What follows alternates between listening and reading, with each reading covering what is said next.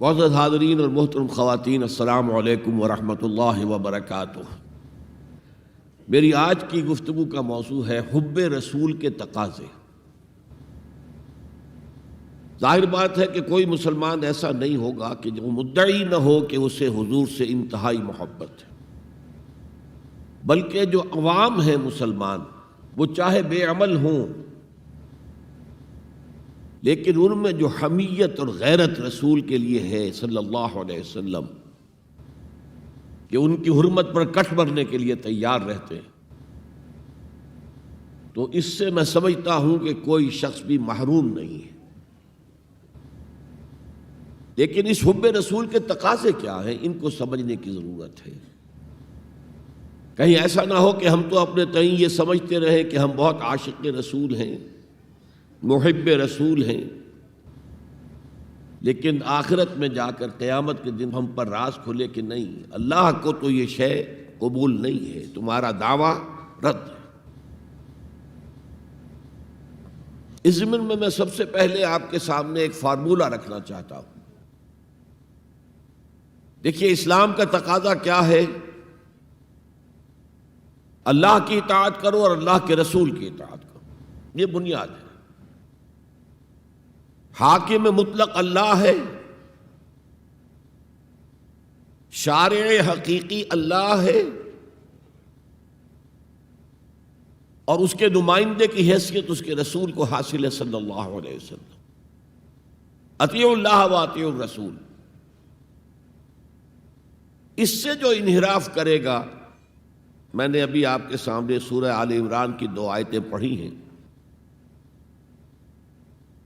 قُلْ إِن كُنتُمْ تُحِبُّونَ اللَّهَ فَاتَّبِعُونِي يُحْبِبْكُمُ اللَّهُ۔ اے نبی، ان سے کہہ دیجئے اگر تم اللہ سے محبت کرتے ہو تو میرا اتباع کرو، میری پیروی کرو، اللہ تم سے محبت کرے گا۔ وَيَغْفِرْ لَكُمْ ذُنُوبَكُمْ، اور تمہاری خطائیں بھی بخش دے گا۔ وَاللَّهُ غَفُورٌ رَحِيمٌ، اور اللہ تو غفور بھی ہے، رحیم بھی ہے۔ قُلْ اطیعوا اللہ والرسول، کہہ دو اطاعت کرو اللہ کی اور اللہ کے رسول کی۔ فَإِن تَوَلَّوْا، پھر اگر وہ اس سے روگردانی کریں، فَإِنَّ اللَّهَ لَا يُحِبُّ الْكَافِرِينَ، تو اللہ کو ایسے کافر پسند نہیں ہے۔ یعنی اطاعت رسول سے انکار، اللہ کی اطاعت سے انکار، گویا کہ انسان دائرہ اسلام سے خارج ہو گیا۔ کبھی کوئی خطا ہو جائے، غلطی ہو جائے، گناہ کا صدور ہو جائے، اور انسان فوراً توبہ کر لے، فوراً رجوع کرے، پشیمانی اسے ہو جائے، عزم مصمم کر لے دوبارہ میں نہیں کروں گا، تو اللہ بخش دے گا۔ انما التوبۃ علی اللہ للذین یعملون السوء بجہالۃ ثم یتوبون من قریب، سورہ نساء میں فرمایا اللہ کے ذمے ہے ان لوگوں کی توبہ قبول کرنا۔ انما التوبۃ علی اللہ، اللہ کے ذمے ہے۔ جو کہیں غلطی سے، جہالت میں، نادانی میں، جذبات سے مغلوب ہو کر کوئی غلط کام کر بیٹھتے ہیں، لیکن فوراً توبہ کرتے ہیں، اللہ کی جناب میں رجوع کرتے ہیں، فوری توبہ اگر ہو جائے تو فوراً اللہ تعالیٰ کی مغفرت جو ہے ڈھانپ لیتی۔ لیکن اگر مستقل طور پر کسی ایک معصیت پر بھی ڈیرا ڈال دیا جائے، مثلا آج کی دنیا میں جو بہت بہت کامن شے ہے، سود جسے اللہ نے حرام قرار دیا، جس پر اللہ کی طرف سے اعلان جنگ ہے، فَأَذَنُوا بِحَرْبٍ مِّنَ اللَّهِ وَرَسُولِهِ، تو سن لو، الٹیمیٹم ہے اللہ اور اس کے رسول کی طرف سے۔ اسے اپنے کاروبار کا مستقل جز بنا لیا تو ایک غلطی، ایک گناہ بھی انسان کو ہمیشہ کے لیے جہنم میں ڈال سکتا ہے۔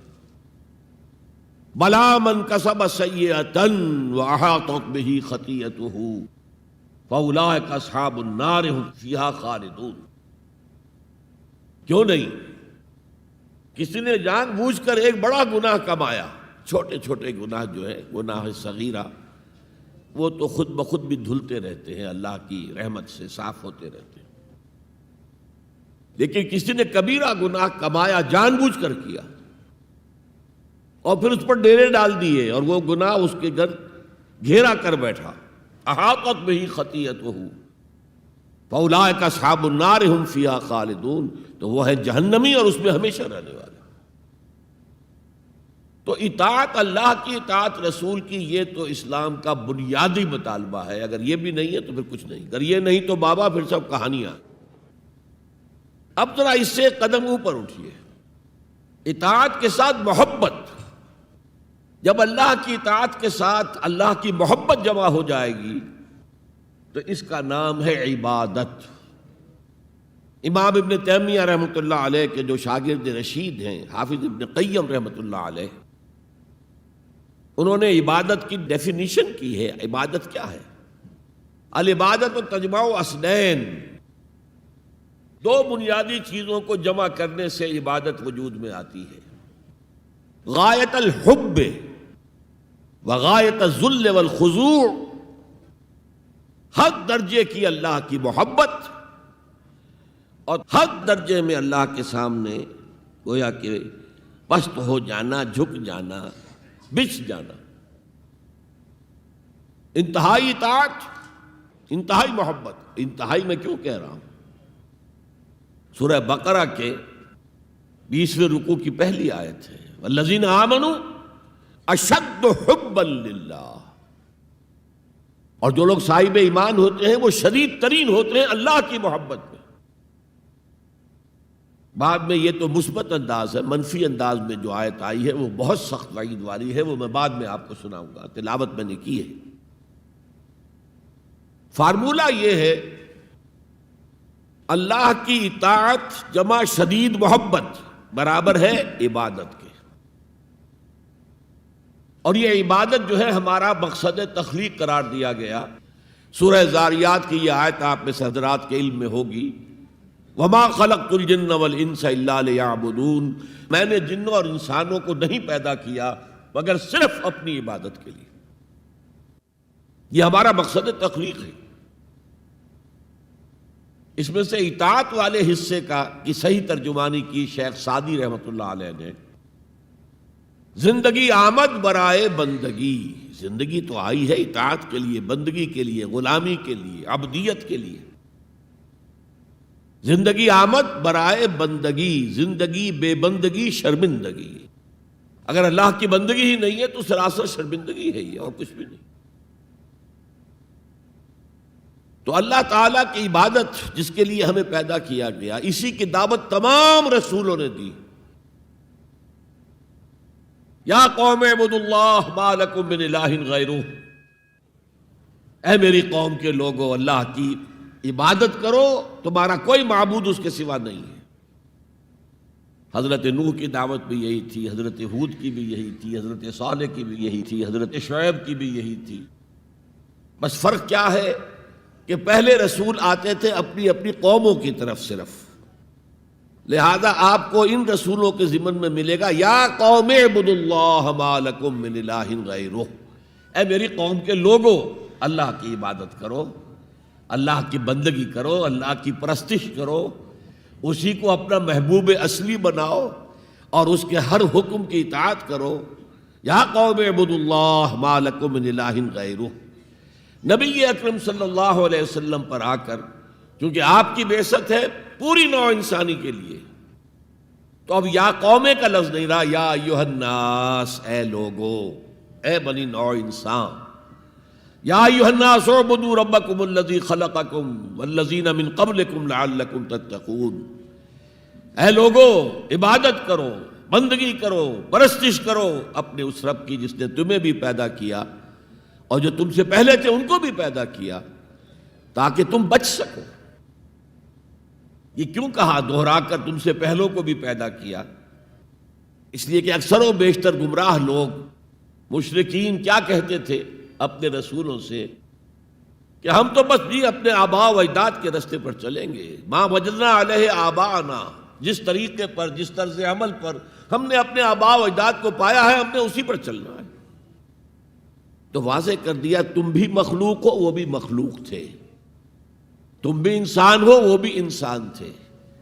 تم سے بھی غلطی ہو سکتی ہے، ان سے بھی ہو سکتی تھی، لہذا یہ اصول نہیں ہے کہ جو بھی آباء و اجداد کی ریتیں ہیں، رسمیں ہیں، طریقے ہیں اور جو ان کے عقیدے ہیں انہی کو آپ لے کر چلیں، بلکہ آپ تو تلاش کریں صحیح عقیدہ کیا ہے، صحیح زندگی گزارنے کا طریقہ کیا ہے، اس کو اختیار کریں۔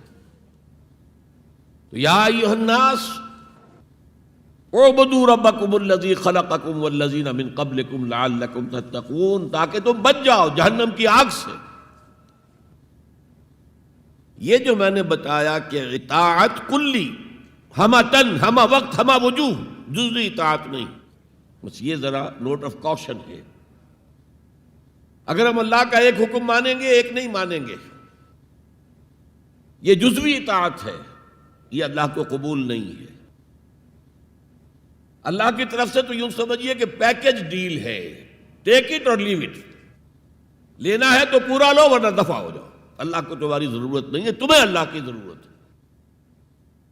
یا ایھا الذین آمنوا ادخلوا فی السلم کافہ، اے ایمان والو اسلام میں داخل ہونا تو پورے کے پورے ہو، ادھورے نہیں۔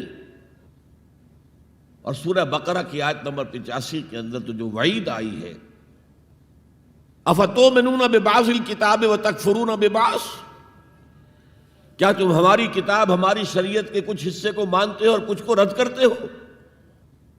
فما جزاء من یفعل ذلک منکم، تو جو کوئی بھی تم میں سے یہ روش اختیار کریں گے ان کی کوئی سزا اس کے سوا نہیں ہے، کان کھول کر سنیے، ان کی کوئی سزا اس کے سوا نہیں ہے کہ دنیا میں ذلیل و خوار کر دیے جائیں اور قیامت کے دن یردون الی اشد العذاب، شدید ترین عذاب میں جھونک دیے جائیں۔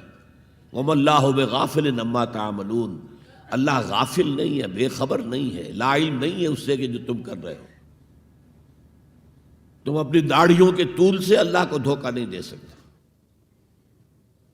تم اپنے پائجاموں کو ٹخنوں سے اوپر رکھے اللہ کو دھوکہ نہیں دے سکتے کہ تم بہت متبع رسول ہو، تم اپنے عمروں اور حجوں سے اللہ کو دھوکہ نہیں دے سکتے، اللہ کو معلوم ہے کہ حرام کی کمائی سے حج کیا ہے تم نے، حرام کی کمائی سے عمرہ کیا ہے تم نے۔ تو یہ جو جزوی اطاعت ہے کوئی اطاعت نہیں، اللہ کو قبول نہیں۔ آدمی سوچتا ہے کہ چلیے میں نے یہ کام اچھے کیے، یہ برے کیے، مجھے اچھے کاموں کا کچھ کریڈٹ بھی تو ملنا چاہیے نا، لیکن نہیں، اللہ کہتا ہے جزوی اطاعت منہ پر دے ماری جائے گی، اور جو دنیا کی سزا ہے وہ تو ہم اپنی آنکھوں سے دیکھ رہے ہیں۔ 130، 140 یا 150 کروڑ مسلمان دنیا میں ہیں، ذرا اندازہ کیجیے، لیکن ہماری رائے کی کوئی اہمیت ہے؟ بین الاقوامی معاملات میں کوئی ہم سے مشورہ لیتا ہے کیا؟ آپ کا کیا خیال ہے؟ کس نمی پرست کے بھیا کیستی، ایسے بھی ملک تھے کہنا چاہیے، اب تو ان کا حال پتلا ہے، دولت کے انبار تھے ان کے پاس، لیکن ان کا مذاق اڑتا تھا مغربی ممالک، وہ چاہے سعودی بادشاہ ہوں اور چاہے وہ UAE کے امیر ہوں، مذاق ہی اڑتا تھا، کوئی حیثیت نہیں۔ حالانکہ کتنا بڑا رقبہ ہے انڈونیشیا کے آخری جزیروں سے لے کر موریتانیہ تک، سالڈ اسلامی آبادی، مسلمان آبادی۔ آپ کہیں گے کہ یہ بھارت جو ہے اس میں تو اکثریت تو نہیں ہے، لیکن 15 کروڑ یا 18 کروڑ تو آدمی یہاں موجود ہیں، لیکن کوئی عزت، کوئی حیثیت دنیاوی بین الاقوامی سطح پر۔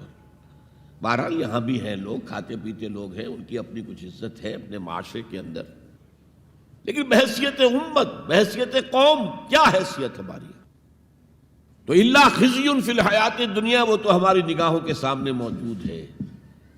اب قیامت کے دن کے بارے میں جو دھمکی اللہ نے دی ہے، وہ یوم القیامت یردون الی اشد العذاب، قیامت کے دن شدید ترین عذاب میں جھونک دوں گا۔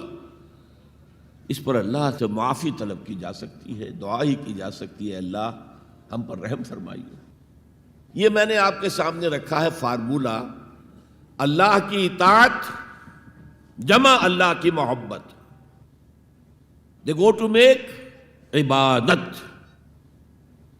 یہی دو الفاظ آتے ہیں اللہ کے رسول کے لیے بھی صلی اللہ علیہ وسلم۔ اللہ کے رسول کی اطاعت یہ تو اسلام کا بنیادی تقاضا ہے،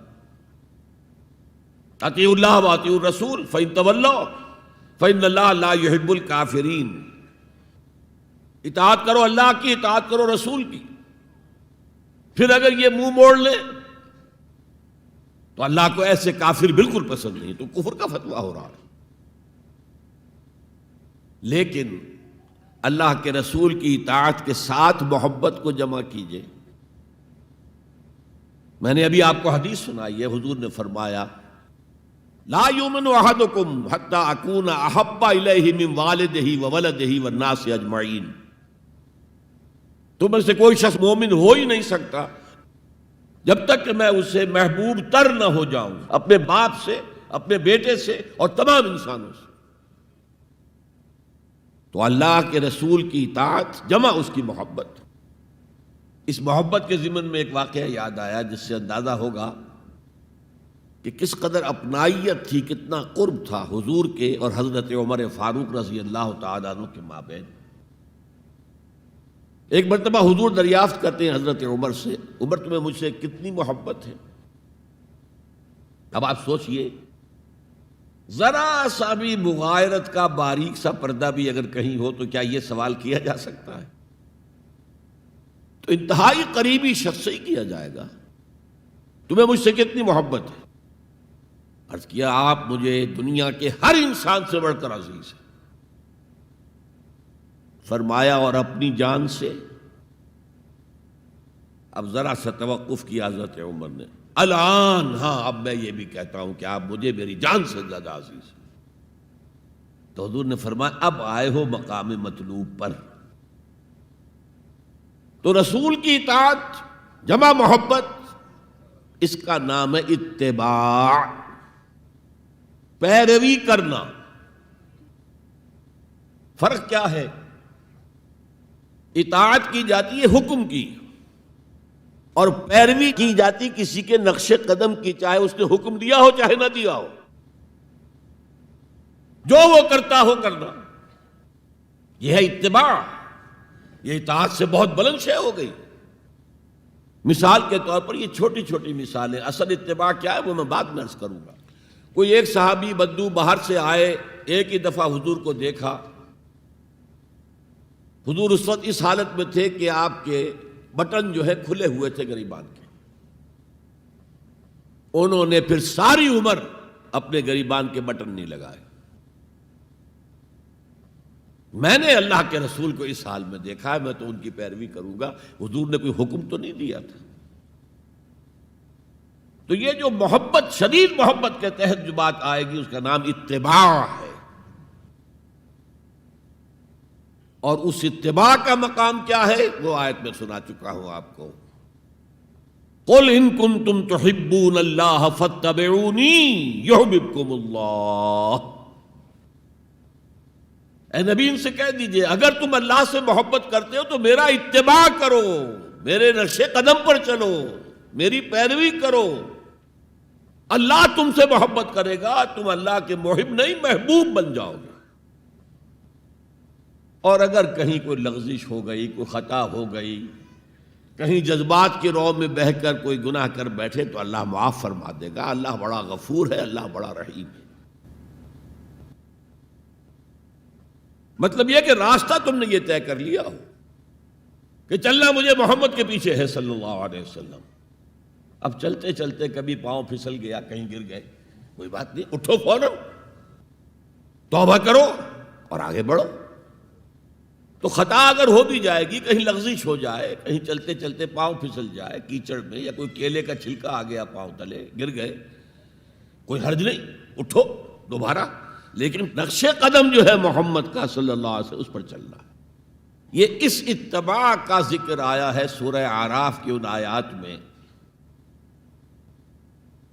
آپ کو معلوم ہے کہ حضرت موسیٰ علیہ السلام کو جب تورات پر طلب کیا گیا تو کوہ طور پر تورات دینے کے لیے، تو پہلے 30 دن کے لیے بلایا تھا، پھر 10 دن کا اور اضافہ کر دیا گیا، 40 دن ہو گئے. فَتَمَّتْ مِيقَاتُ رَبِّكَ 40 لَيْلَةً. اس اثنا میں پیچھے فتنے میں مبتلا ہو گئے بنی اسرائیل. سامری اس نے ایک ڈھونگ رچایا اور ایک بچڑا جو ہے وہ سونے چاندی کا بنایا ہوا بچڑا ڈھال کر کھڑا کر دیا، اس میں سے کوئی تھوڑی سی آواز بھی نکلتی تھی، کوئی ایسی ہے کہ ہوا گزرتی تھی تو آواز سے آتی تھی۔ کہا یہ ہے تمہارا الہ۔ یہ تو موسیٰ تو بھول گیا کہاں گیا ہے، کوہ طور کے اوپر کس خدا سے ملنے گیا ہے، خدا تو یہ ہے۔ اور بنی اسرائیل کے بہت سے لوگ اس فریب میں آ گئے اور بچڑے کی پوجا کرنے لگے۔ اب جب حضرت موسیٰ آئے، اور آپ کو معلوم ہے حضرت موسیٰ کا مزاج جلالی تھا، وہ پتھر کی تختیاں لے کر آئے تھے کہ جن پر کوہ طور پر اللہ تعالیٰ نے اپنے احکام عشرہ جو ہیں دی 10 کمانڈمنٹس مشہور، وہ کندہ کر کے آپ کو دیے تھے، وہ ہاتھ میں لے کر آئے۔ یہاں معلوم ہوا یہ صورت پیش آ گئی ہے۔ فَأَلْقَى الْأَلْوَاحَ، تو وہ تختیاں تو آپ نے زمین پہ ڈالی، اور پھر جو احتساب کیا ہے، پہلے تو اپنے بھائی حضرت ہارون کا، ان کی داڑھی کے بال پکڑے، ان کے سر کے بال پکڑے اور کھینچا اپنی طرف۔ اس نے کہا کہ بھائی مجھے ذلیل نہ کرو لوگوں کے سامنے، میں نے انہیں روکا لیکن یہ تو مجھے قتل کرنے پر تل گئے تھے، اور مجھے اندیشہ یہ ہوا کہ کہیں آپ واپس آ کر یہ نہ کہیں ان فرقت بین بنی اسرائیل، کہ تم نے جو بنی اسرائیل کے درمیان تفرقہ پیدا کر دیا۔ تو میں نے کہا آپ ہی واپس آ کر نپٹے۔ اب پہلی بات نوٹ کیجئے، تاریخ انسانی کا یہ عظیم واقعہ ہے، کئی ہزار یہودی اپنے اپنے قبیلے کے لوگوں کے ہاتھوں ذبح کیے گئے اس پر۔ اللہ تعالیٰ نے حکم دیا اور حضرت موسیٰ نے وہ حکم دیا، اللہ کا حکم موسیٰ نے پہنچایا کہ 12 قبیلے ہیں نا، ہر قبیلے کے جن لوگوں نے یہ حرکت کی ہے ان کو اسی قبیلے کے لوگ اپنے ہاتھ سے ذبح کریں۔ اب یہ بہت بڑی توبہ تھی، بہت بڑی توبہ تھی، بہت بڑی توبہ تھی، اپنے قبیلے کے لوگوں کو قتل کر دینا۔ پھر وہ 70 نمائندے لے کر تمام جو بڑے لوگ تھے کوہ طور پر حاضر ہوئے، اجتماعی طور پر اللہ سے عفو درگزر کی درخواست بھی کرنے کی۔ وہاں اللہ نے زبردست زلزلہ بھیج دیا، محسوس ہوا اب سب ہلاک ہو جائیں گے۔ حضرت موسیٰ نے کہا پروردگار تو چاہتا تو مجھے اور اس قوم کو پہلے ہی ہلاک کر دیتا، تو ہمیں نکال کر لایا ہے آل فرعون کے پنجوں سے، تو نے ہمیں نجات دی ہے، تو پروردگار ہمارے لیے اپنی رحمت طے کر دے، لکھ دے، فاکتب لنا، ہمارے لیے طے کر دے، لکھ دے اپنی رحمت۔ اس پر فرمایا اللہ نے دیکھو موسیٰ، میری ایک رحمت تو عام ہے، وسعت کل شیء، رحمتی وسعت کل شیء، ہر شے کے ساتھ ہے، اور ایک میری خاص رحمت ہے، وہ میں لکھ دوں گا، طے کر کے رکھ دوں گا، للذین یتبعون الرسول النبی الامی، ان لوگوں کے لیے جو میرے رسول نبی امی پر ایمان لائیں گے اور ان کا اتباع کریں گے۔ یہاں بھی لفظ اتباع آیا، اور اس میں پھر حضور صلی اللہ علیہ وسلم کی کچھ شان بیان ہوئی ہے، بات لمبی ہو جائے گی، اور پھر فرمایا یہ گویا کہ اتباع کی تفسیر آ رہی ہے۔ اتباع کا مطلب کیا ہے؟ فالذین آمنوا بہ وعزروہ ونصروہ واتبعوا النور الذی انزل معہ اولئک ھم المفلحون، تو جو لوگ ان پر ایمان لائیں گے اور جو ان کی تعظیم کریں گے اور جو ان کی نصرت کریں گے، مدد کریں گے، اور جو اس نور کی پیروی کریں گے جو ان کے ساتھ نازل کیا جائے گا، تو وہی ہوں گے مفلحون، وہ ہوں گے کامیاب ہونے والے، فلاح یافتہ لوگ وہ ہوں گے جو یہ 4 رشتے ہمارے اس رسول نبی امی کے ساتھ پختگی کے ساتھ قائم کر لیں۔ یہ 4 رشتے کیا ہیں؟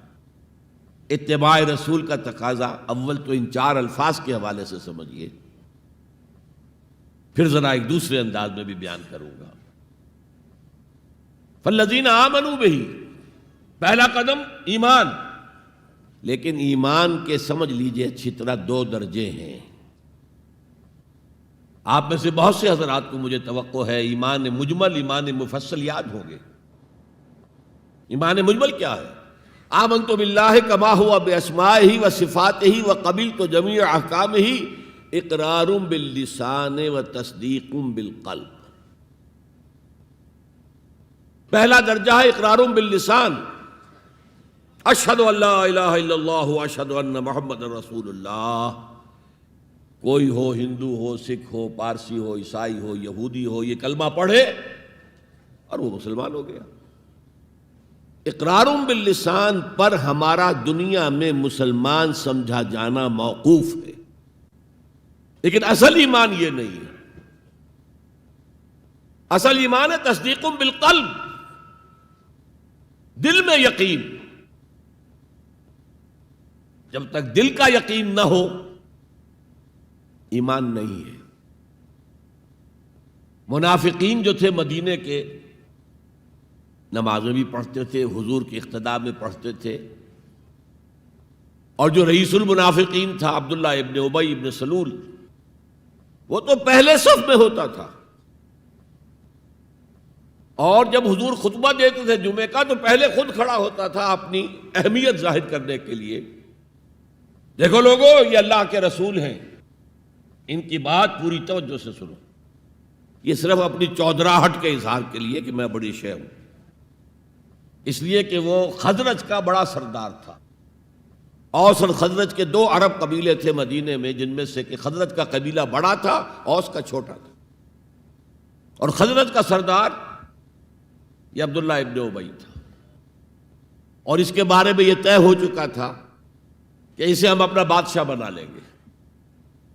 چنانچہ سونے کا تاج تیار ہو چکا تھا، ابھی تاج پوشی صرف باقی تھی کہ حضور تشریف لے آئے ہجرت فرما کر. بے تاج بادشاہ آ گیا صلی اللہ علیہ وسلم. لہذا اس کے سارے خواب جو ہیں وہ منتشر ہو گئے. لہذا پہلے دن سے پکا منافق. ایمان لایا، اگرچہ وہ بھی ذرا دیر سے لایا، غزوہ بدر کے بعد لایا. پہلے اس نے سوچا تھا ابھی تیل دیکھو، تیل کی دھار دیکھو. وہ تیل کی دھار جو نظر آئی غزوہ بدر میں کہ 313 نے 1000 کو شکست دی ہے. اور یہ نہتے تھے، تلواریں بھی سب کے پاس نہیں تھیں، کچھ لوگوں کے پاس تلواریں تھیں، اور وہ 1000 کیل کانٹے سے لیس ہو کر مکے سے آئے تھے. 70 بڑے بڑے سردار ان کے مارے گئے، عین میدان میں کھیت رہے، اور 70 جو ہیں ان کے قیدی بن گئے. تب اس نے کہا کہ ٹھیک ہے، اب تو ایمان لے آنا چاہیے، کیونکہ یہ تو معلوم ہوتا بڑی طاقت ہے. بہرحال سب سے پہلے میں کہہ رہا تھا کہ ایمان، لیکن ایمان دل سے. قرآن مجید نے کیا کہا ان منافقین کے بارے میں؟ اذا جاءک المنافقون قالوا نشہد انک لرسول اللہ. سورہ منافقون ہے کہ نہیں 28ویں پارے میں. اے نبی، جب آپ کے پاس منافق آتے ہیں وہ کہتے ہیں ہم گواہ ہیں، ہم گواہی دیتے ہیں کہ آپ اللہ کے رسول ہیں. اور اس پر اللہ کا تبصرہ دیکھیے، واللہ یعلم انک لرسولہ، اور اللہ خوب جانتا ہے کہ آپ ان کے رسول ہیں اس کے. اب میں ذرا ترجمہ کیا کرتا ہوں، اللہ سے بڑھ کر کس کو معلوم ہے کہ آپ اللہ کے رسول ہیں؟ لیکن واللہ یشہد ان المنافقین لکاذبون، اللہ گواہی دیتا یہ منافق جھوٹے. مسلمان تو وہ تھے، کلمہ گو تھے، حضور کی امامت میں نمازیں پڑھ رہے تھے، لیکن منافق تھے. اللہ نے منافق قرار دیا. دل ایمان سے خالی تھے، بلکہ ہوتے ہوتے دلوں کے اندر حضور سے عداوت پیدا ہو گئی تھی، اہل ایمان سے عداوت پیدا ہو گئی تھی. اسی سورہ مبارکہ میں آگے چل کر آتا ہے ہم العدو فاحذرہم. اصل دشمن یہ ہے، یہ مارے آستین ہیں. جو کافر ہیں وہ تو باہر سے حملہ کرتے ہیں، پتہ چلتا ہے، سامنے سے آ کر لاٹھی مار رہا ہے کوئی آپ کو. یہ تو آپ کے آستین کے اندر بیٹھے ہوئے ہیں مسلمان بن کر، اور یہ وہاں سے ڈنک ماریں گے، مارے آستین. بہرحال اب ہم میں سے ہر ایک کو جائزہ لینا ہوگا. اپنے گریبان میں جھانکیں، اپنے دل کی گہرائیوں کو ٹٹولیں. یقین والا ایمان ہے ہمارے پاس یا نہیں؟ یہ یقین والے ایمان کا میں اگر آپ کو انگریزی میں ترجمہ کر کے بتاؤں تو شاید آپ زیادہ بہتر سمجھیں. Personal conviction, it's a racial creed. ہم ایک نسل ہیں، اپنے والدین سے ہم نے کچھ چیزیں سیکھی ہیں، والدین اس میں بلیو کرتے تھے، اللہ، رسول، قرآن، کتاب، جنت، دوزخ، قیامت، ہم بھی مانتے ہیں. بس اٹس اے ریشیل کریڈ. یہ تو ایک نسلی عقیدہ ہے. اصل شے جو ضروری ہے پرسنل کنوکشن، اپنا یقین، ذاتی یقین. تو سب سے پہلے تو اللہ کے رسول صلی اللہ علیہ وسلم کی رسالت پر یقین. اور میں نے آپ کو حدیث سنائی تھی ابھی، لا یؤمن احدکم حتی یکون ہواہ تبعا لما جئت بہ. تم میں سے کوئی شخص مومن نہیں ہو سکتا جب تک اس کی خواہش نفس تابع نہ ہو جائے اس ہدایت کے، اس قرآن کے، اس شریعت کے، ان احکام کے جو میں لے کر آیا ہوں. اگر خواہش نفس اوپر ہے اور اللہ کا حکم نیچے ہے تو مومن کہاں سے ہوئے تم؟ اللہ کے حکم سے نماز تو پڑھتے ہو، روزہ رکھتے ہو، سودی کاروبار کرتے ہو، اور اللہ کے حکم کو پاؤں تلے رگڑتے ہو. یہ کیا اسلام ہے؟ یہ تو وہی ہے افتؤمنون ببعض الکتاب وتکفرون ببعض فما جزاء من يفعل ذلك منكم الا خزي في الحیاة الدنیا ويوم القیامة يردون الى اشد العذاب. تو سب سے پہلا جو جائزہ ہمیں لینا ہے کہ محمد کی رسالت پر صلی اللہ علیہ وسلم ہمیں یقین ہے.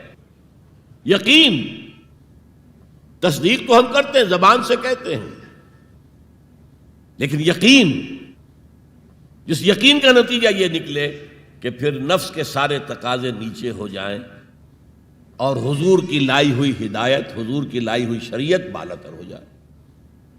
نمبر 2 فرمایا وَعَزَّرُوهُ، ان کی تعظیم کریں.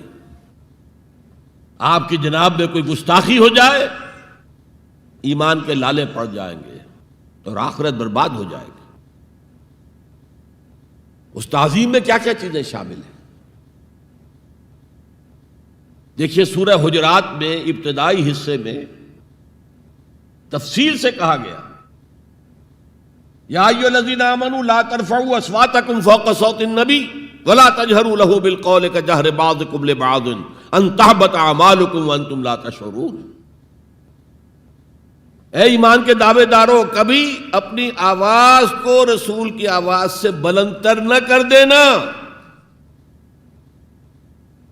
مبادا تمہارے سارے اعمال حبط ہو جائیں اور تمہیں پتہ بھی نہ چلے. میں نے کوئی گناہ کبیرہ تو نہیں کیا ہے، میں نے کوئی کفر تو نہیں کیا ہے، بس یہی ہوا نا کہ حضور کی آواز کے مقابلے میں اپنی آواز کو اونچا کر دیا. لا ترفعوا اصواتکم فوق صوت النبی ولا تجہروا له بالقول کجہر بعضکم لبعض. بلند آواز سے جیسے آپس میں باتیں کر لیتے ہو ایسے کبھی بات نہ کر بیٹھنا. ان تحبط اعمالکم، کہ تمہارے سارے اعمال حبط ہو جائیں، اکارت چلے جائیں، ختم ہو جائیں. وانتم لا تعلمون، تمہیں احساس بھی نہ ہو کہ ساری پونجی لٹ گئی. اس آیت کا ہم پر اطلاق کیسے ہوگا؟ کبھی سوچا آپ نے؟ صحابہ کرام تو یقیناً اس کے مخاطب اول تھے، ہم پر کیسے اطلاق ہوگا؟ اگر ہماری گفتگو ہو رہی ہو، بحث ہو رہی ہو، میں کچھ کہہ رہا ہوں، آپ کچھ کہہ رہے ہیں، لیکن کوئی کہہ دے حضور نے یوں فرمایا ہے، فوراً چپ ہو جاؤ. اب اگر کہا نہیں میرا خیال یہ ہے، اب گویا کہ یہ حضور کی آواز سے آپ نے اپنی آواز اونچی کر دی. اپنا فکر، اپنا فلسفہ، اپنا فہم، اپنی سوچ، اپنی عقل. ہاں بعد میں تحقیق کر لو یہ جو کہا تھا کہ حضور نے فرمایا، فرمایا بھی ہے کہ نہیں ہے، حدیث صحیح ہے کہ نہیں ہے، مستند ہے کہ نہیں ہے. لیکن اس وقت آواز بند کر لینا لازم ہوگا کہ اس کے بعد اقول نہیں کہہ سکتا میں یہ کہتا ہوں. اس کا تو مطلب یہ کہ آپ مد مقابل بن کر رسول کے آ رہے ہیں. تو لا ترفعوا اصواتکم فوق صوت النبی ولا تجہروا له بالقول کجہر بعضکم لبعض ان تحبط اعمالکم وانتم لا تشعرون. صحابہ کے بارے میں آپ نے سنا ہوگا کہ حضور کی محفل میں ایسے بیٹھے ہوتے تھے ساکت و صامت، جیسے کہ ان کے سروں پر پرندے بیٹھے ہوئے ہیں اور انہیں اندیشہ ہے کہ ذرا سا بھی ہلیں گے تو پرندہ اڑ جائے گا. اس قدر ادب. حضور صحابہ سے سوال کرتے تھے، اور یہ آپ کا طریقہ تھا تعلیم کا، کہ پہلے ایک سوال سامنے لایا جائے تاکہ ان کا ذہن کھلے، سوچیں خود بھی۔ یہ تعلیم کا بہترین طریقہ ہے۔ اس کے بعد ہوتا کیا تھا؟ جواب نہیں دیتے تھے، اللہ و رسولہ عالم، اللہ اور اس کا رسول بہتر جانتے۔ پھر اگر دوبارہ آپ پوچھتے تھے تو جو بھی سمجھ میں آتا تھا کہتے تھے۔ مجھے یاد آ رہی ہے ایک حدیث، اور اچھا ہے کہ وہ آپ سن لیں، اس لیے کہ عام شکایت یہ ہے کہ مذہبی لوگ معاملات میں اچھے نہیں ہوتے۔ مسجدیں بنوائیں گے، مسجدوں میں قالین بچھوائیں گے، وہاں پر فانوس لگوائیں گے، سب کچھ کریں گے، مدرسوں کی خدمت کریں گے، علماء کی خدمت کریں گے، لیکن معاملات، تجارت، کاروبار، بین الانسانی تعلقات، عام شکایت ہے، اس کی وہ پرواہ نہیں کرتے، حقوق العباد کا لحاظ نہیں۔ تو حضور نے ایک مرتبہ پوچھا صحابہ سے، اتدرون من المفلس، تم جانتے ہو مفلس کون ہوتا ہے؟ صحابہ نے جواب دیا، المفلس عندنا من لا درہم لہ ولا دینارا، حضور ہم اس شخص کو مفلس سمجھتے ہیں جس کے پاس درہم و دینار نہیں ہے۔ ہم کہیں گے روپیہ پیسہ نہیں ہے، فرمایا نہیں، میری امت کا مفلس وہ ہوگا جو بہت سی نمازیں لے کر آئے گا، بہت سے روزے لے کر آئے گا، بہت سے حج لے کر آئے گا، بہت سے عمرے لے کر آئے گا، لیکن اس کے ساتھ ہی قد شتم ھذا، فلاں شخص کو گالی دی تھی، واکل مال ھذا، فلاں شخص کا مال کھا لیا تھا، فلاں شخص پر تہمت لگائی تھی۔ اب وہ سارے دعوے دار آ جائیں گے، اللہ اس نے میرے ساتھ یہ کیا، ٹھیک ہے بھائی اس کی نمازیں تم لے جاؤ، اور تو کچھ ہے نہیں، کوئی کرنسی تو ہے نہیں وہاں، نہ ڈالر ہے نہ یورو ہے، کچھ بھی نہیں، اعمال کی کرنسی ہے، نیکی تم لے جاؤ۔ کوئی اور دعوے دار آیا، روزہ وہ لے گیا، اس کے پاس کچھ نہیں رہا، دعوے دار اب بھی باقی ہیں۔ اب ان کے گناہ جو ہے اس کے حساب میں پڑنے شروع ہو جائیں گے، یہاں تک کہ دوسروں کے گناہوں کے بوجھ تلے دب کر وہ جہنم میں جھونک دیا جائے۔ یہ مفلس۔ تو یہ انداز تھا حضور کا سمجھانے کا، پڑھانے کا، فطری طریقے تعلیم۔ تو فالذین آمنوا بہ وعزروہ، تو وہ لوگ جو ایمان لائے ان پر اور جنہوں نے ان کی تعظیم کا حق ادا کیا، وَنَصَرُوهُ، یہ آئی ہے اب سخت بات، اور ان کی مدد کی۔ مدد کس کام میں؟ حضور اتنے غیور تھے کہ ذاتی کام میں کوئی مدد آپ کسی سے نہیں مانگتے تھے۔ سیرت کی کتابوں میں آتا ہے کہ اگر آپ سواری پر ہوتے تھے اور آپ کا کوڑا نیچے گر جاتا تھا تو کسی سے یہ نہیں کہتے تھے کہ اٹھا کر ذرا مجھے پکڑا دو، آپ سواری سے اترتے تھے، اپنا کوڑا خود اٹھاتے تھے۔ اور اس ضمن میں بھی سیرت النبی کا ایک واقعہ مجھے یاد آ رہا ہے، وہ میں آپ کو سنا دوں۔ جب ہجرت مدینہ کی اجازت آ گئی تھی عام لوگوں کے لیے، عام مسلمانوں کے لیے، چلے جاؤ جاؤ سب جاؤ مدینہ کی طرف، لیکن رسول اپنی جگہ نہیں چھوڑ سکتا وداؤٹ ایکسپریس پرمیشن آف اللہ، تو حضور کے لیے ابھی اجازت نہیں آئی۔ جو یار غار تھے حضرت ابو بکر صدیق، وہ پوچھتے تھے حضور اجازت آ گئی؟ نہیں ابھی نہیں آئی۔ حضور اجازت آ گئی؟ نہیں ابھی نہیں آئی۔ حضرت عائشہ فرماتی ہیں کہ ایک روز دوپہر کے وقت حضور چلے آ رہے تھے، ہم حیران ہوئے۔ عربوں میں یہ آج بھی ان کی تہذیب جو ہے وہ یہ ہے کہ ظہر عصر کے درمیان نہ کسی سے ملنا، نہ کسی کے ہاں جانا، نہ وزٹ کرنا، دکانیں بھی بند اور قیلولہ کرتے ہیں، یہ ان کی تہذیب کا حصہ ہے۔ تو ہم حیران ہوئے، آپ نے اپنے سر کو ڈھانپا ہوا تھا کپڑے سے اور آپ تشریف لائے، اور آ کر آپ نے خوشخبری دی حضرت ابو بکر کو کہ ہجرت کی اجازت آ گئی ہے۔ اب اس پر حضرت ابو بکر کو بڑی خوشی ہوئی، بڑے احساس مسرت کے ساتھ عرض کرتے ہیں، حضور میں نے 2 اونٹنیاں تیار کر رکھی ہیں، خوب کھلا پلا کے انہیں فربا کیا ہوا ہے، تکڑا کیا ہوا ہے۔ حضور تھوڑا سا توقف کر کے فرماتے ہیں، ٹھیک ہے لیکن 1 اونٹنی کی قیمت میں ادا کروں گا۔ حضرت ابو بکر رو پڑے، حضور مجھ سے بھی یہ مغایرت؟ کہ میری اونٹنی کی بھی آپ قیمت دینا چاہتے ہیں؟ تو نصرت جو ہے اس کے بارے میں جان لیجئے کہ یہ تو حضور کا جو مشن تھا اس میں مدد، کوئی ذاتی اپنے کسی کام کے لیے آپ نے کبھی کسی سے مدد طلب نہیں کی. جو مشن اللہ نے ڈال دیا تھا کندھے پر، هو الذی ارسل رسولہ بالہدی ودین الحق لیظہرہ علی الدین کلہ ولو کرہ المشرکون. وہی تو ہے اللہ جس نے بھیجا ہے اپنے رسول محمد کو صلی اللہ علیہ وسلم الہدا دے کر، قرآن حکیم دے کر اور دین حق دے کر. صرف قرآن نہیں، دین حق. جو عربی سے واقف ہیں کچھ لوگ وہ سوچتے ہوں گے یہ جو واو دو آیا ہے درمیان میں، یہ واو تفسیری ہے، یہ واو عطف ہے. اگر یہ واو عطف ہے تو مغایرت ہو جائے گی. الہدا کچھ اور ہے، دین حق کچھ اور ہے، مغایرت لازم ہے معطوف اور معطوف علیہ کے اندر. وہ مغایرت کیا ہے؟ صرف قرآن پر کوئی نظام نہیں بن سکتا. نظام بنتا ہے جب قرآن پر سنت رسول کا اضافہ کیا جائے.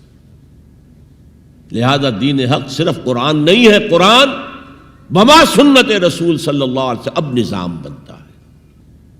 جیسے قرآن میں کتنی دفعہ کہا اقیموا الصلاۃ اقیموا الصلاۃ اقیموا الصلاۃ الذین یقیمون الصلاۃ، کتنی مرتبہ. لیکن کیا نماز کا کوئی نظام بن سکتا ہے قرآن کی بنیاد پر؟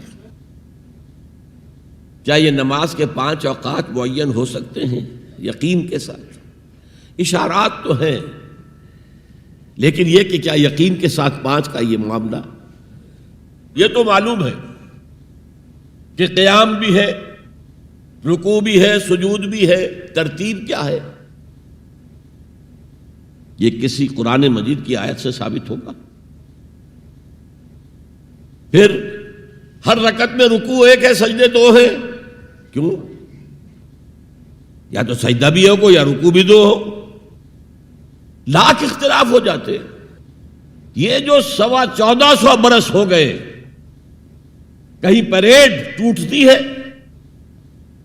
اگر یہ ہوتا کسی کے نزدیک رکوع بھی 2 ہے تو ایک رکوع کے بعد دوسرا رکوع کرتا، باقی لوگ گئے ہوتے سجدے کے اندر. ٹوٹ گئی نا پریڈ. اور کسی کی رائے یہ ہوتی کہ سجدہ بھی ایک ہی ہے تو وہ ایک سجدہ کر کے کھڑا ہو جاتا، دوسرے ابھی دوسرا سجدہ کر رہے ہیں، تو وہ کہہ سکتا تھا کہ یہ ناداں گر گئے سجدے میں جب وقت قیام آیا. اب تو وقت قیام آ چکا تھا. ہے ایسا اختلاف کوئی؟ سن 62 میں پہلی مرتبہ جب حج پر گیا ہوں تو سب سے بڑا تاثر میرا یہی تھا کہ 1400 برس ہو گئے ہیں اور امت کتنے وسیع علاقے میں پھیلی ہے. ہر نسل کے لوگ اس میں آئے ہیں، ہر رنگ کے لوگ آئے ہیں، ہر جغرافیائی پس منظر کے لوگ آئے ہیں، ہر تاریخی پس منظر کے لوگ آئے ہیں. لیکن یہ نماز میں تو کوئی فرق نہیں، نماز ٹوٹتی نہیں کہیں. پریڈ، ایک پریڈ چل رہی ہے. تو نماز کا بھی نظام سنت کے بغیر نہیں بنتا. تو نظام زندگی، مکمل نظام زندگی، وہ قرآن پر سنت کے اضافے سے وجود میں آئے گا. اس لیے قرآن کو علیحدہ کہا اور دین الحق کو علیحدہ کیا. اور دین الحق کسے کہتے ہیں؟ دیکھیے دین کے بنیادی معنی ہیں جزا و سزا. مالک یوم الدین ہم پڑھتے ہیں کہ نہیں؟ ارأیت الذی یکذب بالدین، تم نے دیکھا اس شخص کو جو جزا و سزا کا منکر ہے. اب یہ جزا و سزا یقیناً کسی قانون کے تحت ہوتا ہے، اور قانون کا ساتھ تصور ہے قانون بنانے والا کون ہے. جس کو آپ مانیں گے قانون بنانے والا اور اس کی اطاعت میں پورا نظام زندگی دے دیں گے، اس کا دین ہے جو آپ نے اختیار کیا ہے. قرآن مجید میں مرکب اضافی کی شکل میں اس دین کی نسبت یا بادشاہ مصر کی طرف ہوئی ہے یا اللہ کی طرف ہوئی ہے. ما کان لیاخذ اخاہ فی دین الملک، حضرت یوسف کے پاس علیہ الصلوۃ والسلام جب اتنے طویل عرصے کے بعد 11 بھائی آئے، ان میں بنیامین بھی تھا جو آپ کا حقیقی بھائی تھا. اسے اپنے پاس روکنا چاہتے تھے، لیکن جس بادشاہ کے تحت وہ سارا نظام تھا وہ بادشاہ تو نہیں تھے نا، تو بادشاہ تو وہ تھا جس نے خواب دیکھا تھا کہ 7 دبلی گائیں جو ہیں وہ 7 موٹی گائیں کو کھا گئی، نگل گئی، اس کی تعبیر بتائی تھی، تبھی تو جیل سے نکلے تھے۔ اب یہ کہ بہت بڑے افسر تھے، بڑے وزیر تھے، آپ انہیں جو چاہے کہہ لیں، لیکن بادشاہ تو نہیں تھے نا، نظام تو بادشاہ کا تھا، اور بادشاہ کے قانون کے مطابق وہ باہر سے آئے ہوئے کسی شخص کو اپنے پاس روک نہیں سکتے تھے۔ ما کان لیاخذ اخاہ فی دین الملک، تو اللہ تعالیٰ نے وہ پھر ہیلا نکالا ان کے لیے، تفصیل آپ کے علم میں ہے۔ کذالک کدنا لیوسف، ہم نے اس طریقے سے ایک تدبیر کر دی یوسف کے لیے، اللہ نے اپنے ذمے لے لی بات۔ تو دین الملک، دین الملک کیا ہے؟ بادشاہ مطاع مطلق ہے، ساورینٹی belongs to him، بادشاہ ہو یا کوئن ہو، وہ قانون بنائے گا اور اس کے تحت آپ کو زندگی بسر کرنی ہوگی، یہ دین الملک۔ اور دین اللہ کیا ہے؟ اللہ مطاع مطلق، اللہ ساورن، ان الحکم الا للہ لا یشرک فی حکمہ احدا، اس نے جو قانون دیا ہے اس کے تحت پوری زندگی، سیاسی نظام اسی کے تحت ہو، معاشی نظام اسی کے تحت ہو، کرمنل لا اس کے تحت ہو، سول لا اس کے تحت ہو، لا آف انہیریٹنس اس کے تحت ہو، قانون شہادت اس کے تحت ہو، سماجی نظام وہ بھی اللہ کے حکم کے مطابق ہو، تو وہ ہے دین اللہ۔ اللہ مطاع مطلق، اس کے قانون کے تحت پوری زندگی کا آ جانا۔ اذا جاء نصر اللہ والفتح ورأیت الناس يدخلون فی دین اللہ افواجا، جب اللہ کی مدد آ گئی اور فتح آ گئی، اور اے نبی آپ نے دیکھا کہ اب لوگ جوق در جوق آ رہے ہیں، فوج در فوج آ رہے ہیں، گروہ در گروہ آ رہے ہیں، قبیلوں کے وفد پر وفد چلے آ رہے ہیں اسلام لانے کے لیے، تو یہ کیفیت کیا تھی؟ دین اللہ میں داخل ہونے کا ان کا فیصلہ۔ اب ذرا سی ٹیڑھی بات آ رہی ہے، پوری دنیا میں دین جمہور، sovereignty of the people, not of God, sovereignty of the people, ہمارے نمائندے ہیں، ہم ووٹ دیں گے انہیں، وہ جائیں گے اسمبلی میں، جو چاہیں گے قانون بنائیں گے۔ وہ مرد کی مرد کے ساتھ شادی کو اگر رجسٹر کرنا چاہیں، اجازت دینا چاہیں، لائسنس ایشو کر دیں گے، ایک مرد شوہر ہوگا، ایک دوسرا مرد بیوی ہوگا، legally they will be wife and husband. Lesbians ہیں، عورتیں ہیں، آپس میں شادی کرنا چاہتی ہیں تو عورتیں ٹھیک ہے، لو بھائی کر دو، جاؤ۔ ہومو سیکسولیٹی جائز ہے بالکل، بلکہ اب تو اسے کہا جا رہا ہے کہ یہ نارمل انکلینیشن مانی جانی چاہیے، ہومو سیکسولیٹی، ہم جنس پرستی، اسے کوئی برا نام دینا ہی نہیں چاہیے، اٹس اے نارمل ایٹیٹیوڈ۔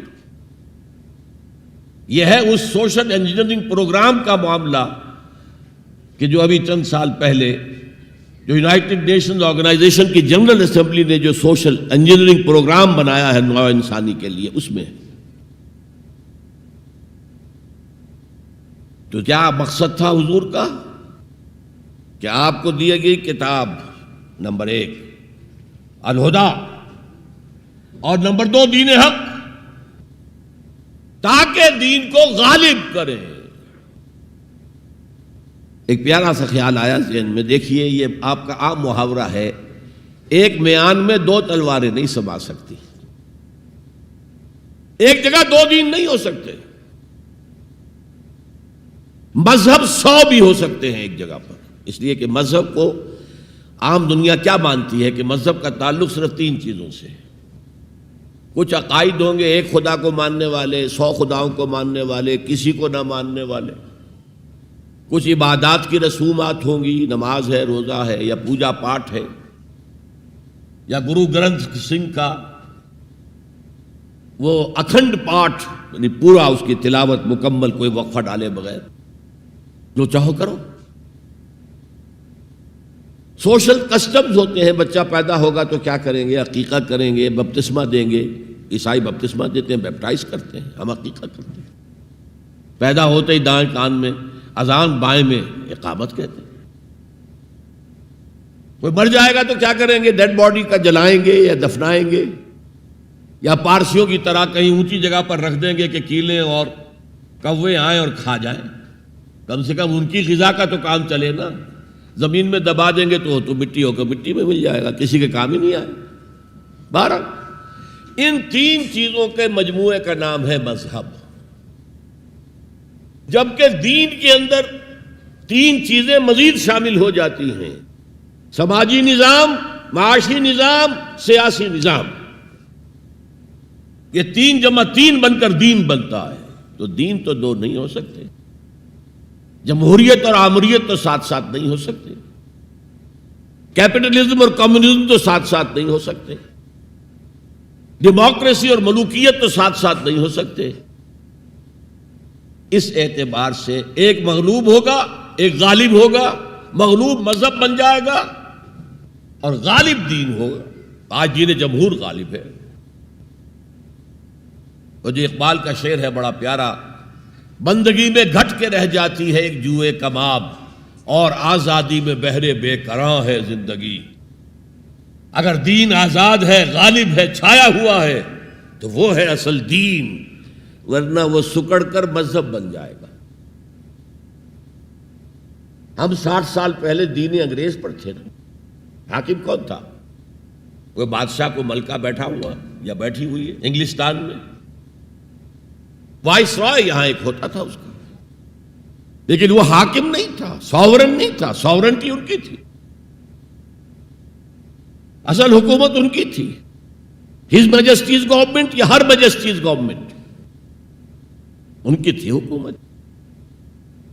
تو اس اعتبار سے دین کو غالب کرنا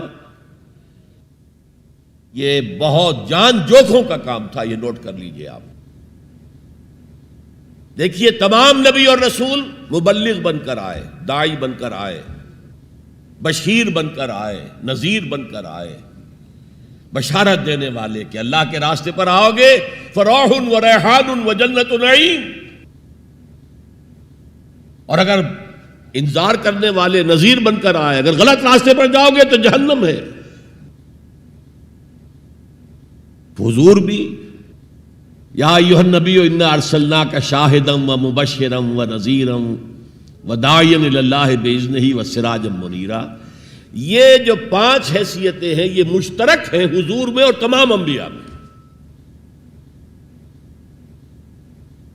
اگرچہ ہر حیثیت میں حضور کی اپنی شان ہے جس میں کوئی دوسرا نبی ان کے قریب نہیں آ سکے گا. لیکن نوٹ کیجئے یہ آیت جو میں اس وقت آپ کے سامنے رکھ رہا ہوں، جس کے لیے نصرت مطلوب تھی، آؤ میرا ہاتھ بٹاؤ، یہ قرآن میں 3 دفعہ آئی ہے محمد الرسول اللہ کے لیے، اور کسی کے لیے نہیں آئی. ابراہیم کی نسبتیں دیکھیے، 3 نسبتیں ہیں کتنی اعلیٰ بلند. خلیل اللہ ہے، واتخذ اللہ ابراہیم خلیلا. ابو الانبیاء ہے، سینکڑوں رسول اور نبی ان کی اولاد میں آئے. حضرت اسحاق کی اولاد سے، وہ جو prophets of the old testament ہیں، ان کی کتابیں جو ہیں، صحیفے ہیں، دیکھیے. پھر حضرت اسماعیل کے اولاد میں حضرت محمد صلی اللہ علیہ وسلم، مدیان کی اولاد میں حضرت شعیب. یہ بہت کم لوگوں کو معلوم ہے کہ حضرت ابراہیم کی ایک تیسری زوجہ بھی تھی، ہاجرہ، جو مصر کے بادشاہ کی بیٹی تھی، جو پھر کنیز کے طور پر مصر کے بادشاہ نے پیش کی. ان سے اللہ نے بیٹا دیا اسماعیل. سارا جو حضرت ابراہیم کے اپنے خاندان سے تھی، کیونکہ بانجھ تھی، ساری عمر اولاد نہیں ہوئی، بڑھاپے میں اللہ نے اسحاق عطا کر دیے. پھر آپ نے ایک اور شادی کی تھی، قطورہ. ان سے 6 بیٹے دیے تھے اللہ نے حضرت ابراہیم کو. ان میں سے ایک مدین تھا جس سے قوم مدین بنی ہے، جس میں حضرت شعیب کو بھیجا گیا. باقیوں کی تاریخ ہمیں معلوم نہیں. حضرت اسحاق کے بھی 2 بیٹے تھے اور جڑواں تھے.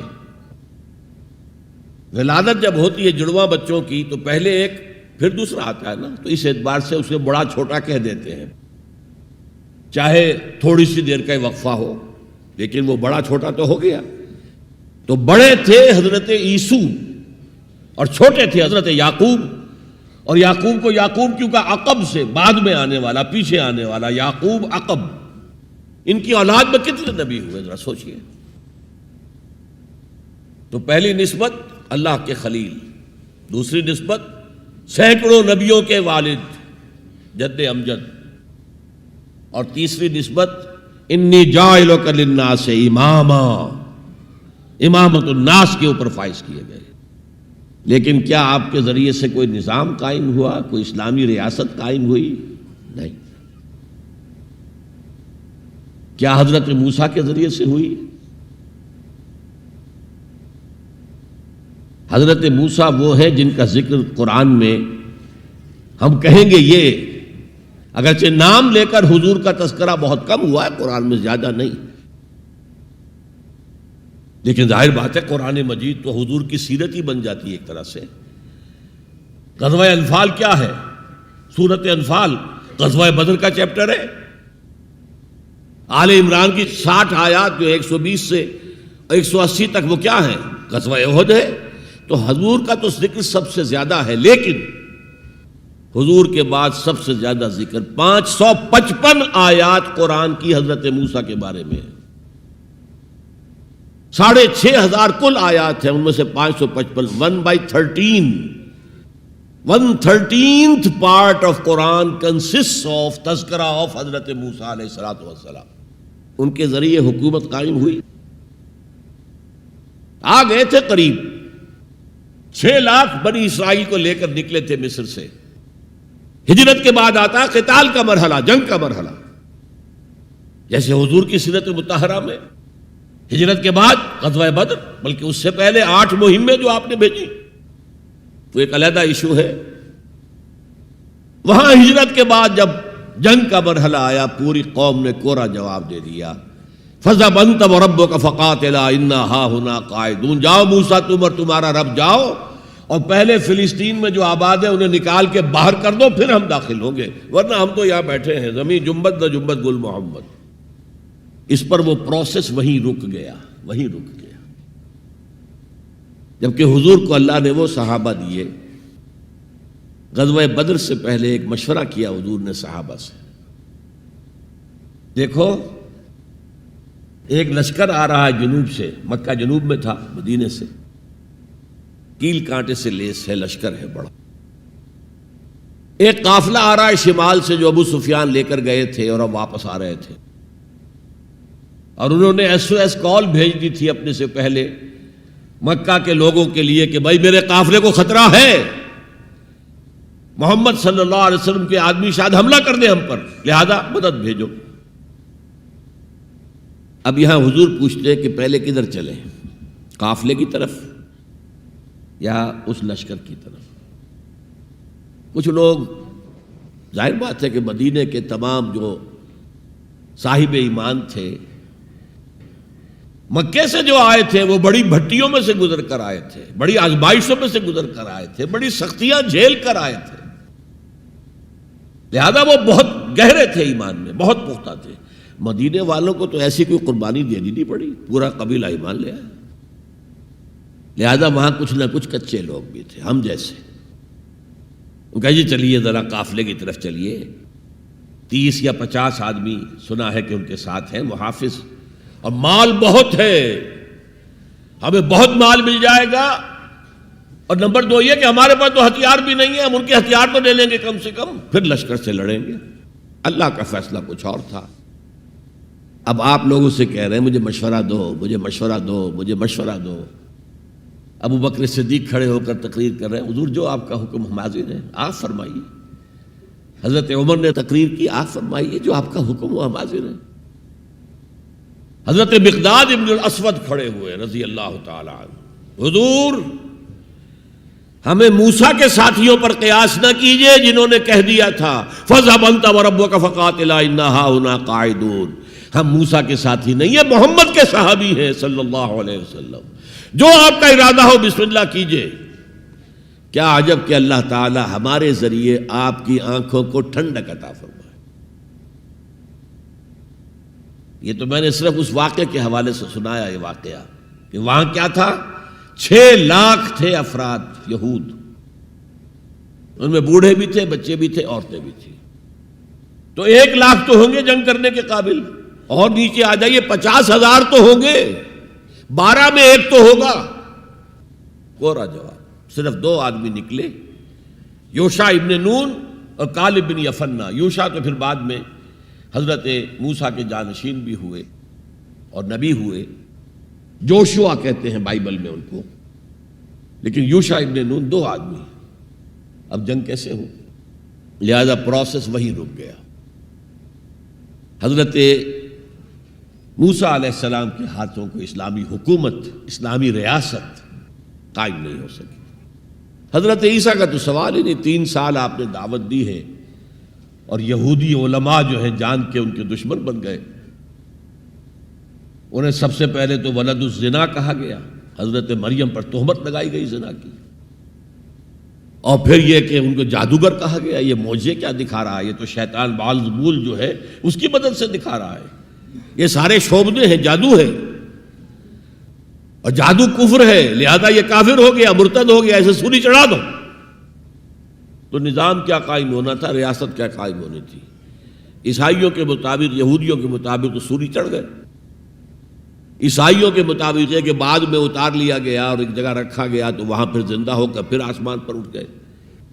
اور ہمارا جو قرآن مجید نے جو ہمیں بتایا اور جس کی کچھ تفصیل ہمیں انجیل برنباس میں ملتی ہے، وہ یہ ہے کہ وہ نہیں، وہ تو پہلے ہی آسمان پر اٹھا لیے گئے تھے، گرفتار ہوئے ہی نہیں۔ جس ان کے حواری نے غداری کی تھی، جیوڈاس اسکریوٹ، اس کو اللہ تعالیٰ نے اس کی شکل کو ولیکن شبہ لہم، مشابہ بنا دیا حضرت عیسیٰ علیہ السلام کی شکل کے۔ وہی بدبخت گرفتار ہوا اور کیفر کردار کو پہنچا، سولی پر چڑھا جسے چڑھنا ہی چاہیے تھا، غداری کی تھی۔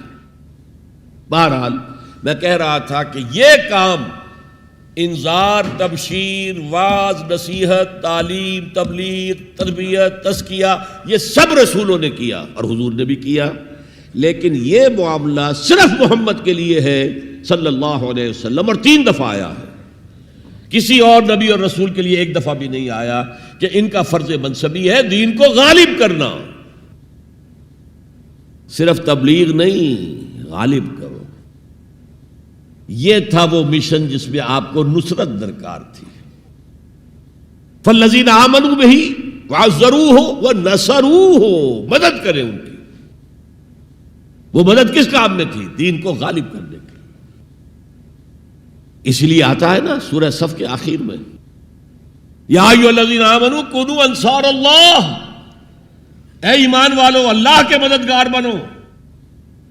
کما قال عیسی ابن مریم للحواریین من انصاری اللہ، جیسے کہ دیکھو 600 برس قبل حضرت مسیح اور حضور کے درمیان 600 برس کا فصل ہے، جیسے کہ 600 برس قبل ہمارے بندے عیسیٰ نے کہا تھا حواریین سے، کون ہے میرے مددگار اللہ کے راستے میں؟ اور حواریین نے کہا تھا نحن انصار اللہ، قال الحواریون نحن انصار اللہ۔ تو یہ اللہ کی مدد اور اللہ کے رسول کی مدد، من انصاری الی اللہ، کون ہے میرا مددگار اللہ کے راستے میں؟ یہ ہے تیسری بات، یعنی کون ہے وہ لوگ جو اصل میں متبع محمد ہیں صلی اللہ علیہ وسلم۔ الذین یتبعون الرسول النبی الامی، ان کی شان کیا ہوگی؟ فالذین آمنوا بہ وعزروہ ونصروہ۔ اور چوتھی بات واتبعوا النور الذی انزل معہ، اور جو پیروی کریں گے، وہی اتباع کا لفظ چلا آ رہا ہے، اتباع اتباع اتباع، وہ اتباع کریں گے اس نور کا جو ان کے ساتھ نازل کیا جائے گا، یعنی یہ قرآن حکیم۔ فَأُولَٰئِكَ هُمُ الْمُفْلِحُونَ، تو وہ ہوں گے مددگار، وہ ہوں گے کامیاب ہونے والے، مفلحون میں سے ہوں گے۔ اللہم ربنا اجعلنا منہم، اللہ تعالی ہمیں ان میں شامل کرے۔ اب تھوڑا سا خاکہ میں آپ کے سامنے رکھنا چاہتا ہوں، حضور نے یہ کام کیسے کیا جو کسی اور نبی سے نہیں ہو سکا؟ صرف ایک نبی سے، ایک رسول سے ہوا۔ نظام قائم کرنا، حکومت اللہ کی قائم کر دینا۔ جیسے کہ شاید آپ کو معلوم ہو کہ انجیل میں جو دعا ہے لارڈس پریئر کہلاتی ہے، جیسے ہمارے ہاں سورہ فاتحہ ہے، ایسا ہی مقام ہے لارڈس پریئر کا عیسائیوں کے ہاں۔ اس میں کیا الفاظ ہیں؟ Thy kingdom come, Thy will be done on earth as it is in heavens. اے اللہ، اے رب، تیری حکومت آئے، حکومت الہیہ قائم ہو جائے، تیری حکومت آئے۔ اسی کو حضرت مسیح کہتے رہے، کنگڈم آف ہیون آن ارتھ، آسمانی بادشاہت زمین پر قائم ہو جائے۔ Thy kingdom come, Thy will be done on earth as it is in heavens. تیری مرضی جیسے آسمانوں میں پوری ہو رہی ہے، سارے سیارے، سارے ستارے، ساری گیلیکسیز، پوری کائنات جس طرح تیرے حکم کے پابند ہیں، اے رب ایسے ہی تیری مرضی زمین پر بھی پوری ہو۔ یہ کام جو ہے بڑا جان جوکھوں کا کام ہے۔ تبلیغ میں، تعلیم میں محنت ہوتی ہے، مشقت ہوتی ہے، وقت لگتا ہے، اس میں کوئی شک نہیں، لیکن محض تبلیغ، محض تعلیم، محض تربیت، محض تزکیہ، یہ محمد رسول اللہ کا طریقہ نہیں ہے۔ برا نہ مانیے، میری بات پر غور کیجیے گا۔ محمد رسول اللہ کا طریقہ کیا تھا؟ دعوت دو قرآن کے ذریعے، انذار کرو قرآن کے ذریعے، بشارت دو قرآن کے ذریعے۔ فَإِنَّمَا يَسَّرْنَاهُ بِلِسَانِكَ لِتُبَشِّرَ بِهِ الْمُتَّقِينَ وَتُنذِرَ بِهِ قَوْمًا لُدًّا۔ اے نبی، ہم نے اس قرآن کو آپ کی زبان میں آسان کر دیا ہے۔ وَلَقَدْ يَسَّرْنَا الْقُرْآنَ لِلذِّكْرِ فَهَلْ مِن مُدَّكِرٍ، 4 دفعہ آیا ہے سورہ قمر میں۔ ہم نے قرآن کو نصیحت اخذ کرنے کے لیے بہت آسان کر دیا ہے، تو ہے کوئی جو نصیحت کا طالب ہو؟ دعوت ہو، تذکیر ہو، فذکر بالقرآن من یخاف وعید، پہلا کام حضور کا یہ تھا، قرآن کے ذریعے سے لوگوں کو اللہ کی طرف بلانا۔ یہ دعوت، تبلیغ کسے کہتے ہیں؟ To reach out to someone, to convey to them some message, یہ تبلیغ ہے، اور اس کو کھینچ کر لے آنا اللہ کے راستے کی طرف، یہ دعوت ہے۔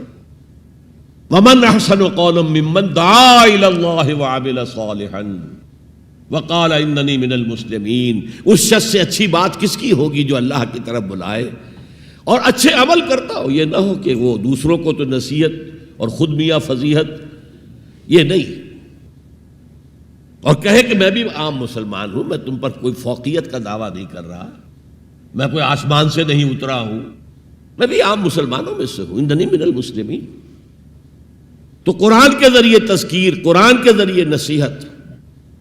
یا ایھا الناس قد جاءتکم موعظۃ من ربکم وشفاء لما فی الصدور، یہی ہے موعظہ، نصیحت، اور یہی ہے شفاء لما فی الصدور، دلوں میں جو روگ ہیں ان کا علاج یہ ہے۔ وہدی ورحمۃ للمؤمنین۔ تو حضور کا طریقہ پہلا کیا تھا؟ قرآن کو عام کرو، جہاں آپ گئے قرآن سنایا۔ آپ کے کوئی خطبات ہمیں نہیں ملتے۔ جمعے کے خطبوں میں کیا کرتے تھے؟ کان للنبی صلی اللہ علیہ وسلم خطبتان یجلس بینہما یقرأ فیہما آیات من القرآن ویذکر الناس۔ یہ صحیح مسلم کی روایت ہے۔ حضور کے 2 خطبے ہوتے تھے، آپ درمیان میں تھوڑی دیر کے لیے بیٹھتے بھی تھے جیسے ہم بیٹھتے ہیں۔ اور یہ کس لیے تھا؟ شاید آپ نے کبھی غور نہ کیا ہو۔ یہ اس لیے نہیں تھا کہ حضور کو کوئی تکان ہو جاتی تھی، آپ کے خطبے بہت مختصر ہوتے تھے، لمبے خطبے کی ضرورت کیا؟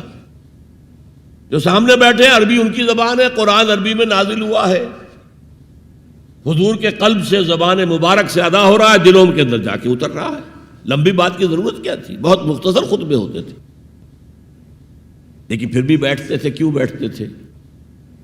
یہ علامت تھی اس بات کی کہ یہ خطبہ جو ہے یہ ظہر کی 2 رکعتوں کا قائم مقام ہے۔ ظہر کی 4 رکعتیں فرض اور جمعے میں رہ گئی 2، بقیہ 2 کے قائم مقام یہ 2 خطبے ہیں۔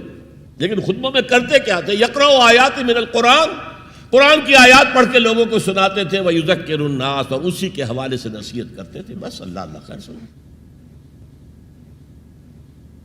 خطبہ نکاح ہے حضور کا، 4 آیتیں اس میں ہے صرف، ایک سورہ آل عمران کی آیت ہے، ایک سورہ نساء کی آیت ہے، 2 سورہ احزاب کی آیات ہیں. آپ نے اپنی طرف سے کوئی وعظ کہا ہی نہیں اس میں. تو تبلیغ، تعلیم، تذکیر، انذار، تبشیر سب قرآن کے ذریعے سے. پہلا کام یہ پھیلاؤ اس کو. اب اس کے بعد جو آ جائیں قبول کر لیں شعوری طور پر، ہماری طرح نہیں کہ وہ صرف ایک نسلی قسم کا عقیدہ ہے. ظاہر بات ہے اس وقت جو مان رہے تھے وہ تو دل یقین کے ساتھ مان رہے تھے نا. انہیں پتا تھا ہمیں گھر بار چھوڑنے پڑیں گے، ہماری بیوی ہم سے علیحدہ ہو جائے گی، والدین ہمیں گھروں سے نکال دیں گے، اور مارے پڑیں گی نوجوانوں پر اور غلاموں کے اوپر تو جو بے پناہ سختیاں ہوئی ہیں. تو ظاہر ہے جب تک یقین دل میں کامل پیدا نہ ہو جائے کوئی بھی زبان نہیں کھولتا تھا کہنے کے لیے کہ اشہد ان لا الہ الا اللہ واشہد ان محمد رسول اللہ. تو جو آ گئے ایمان کو قبول کر لیا، اب ان کو جمع کرو، منظم کرو، آرگنائزیشن.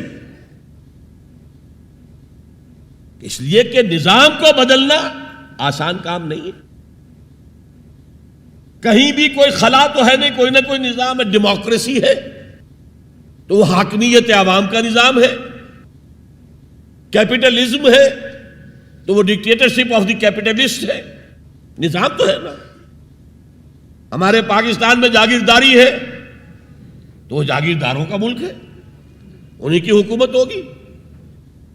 اور سیاست ہمارے ہاں جو ہے وہ جاگیرداروں کا میوزیکل چیئرز گیم ہے اور کچھ بھی نہیں. عوامی سیاست ہے ہی نہیں.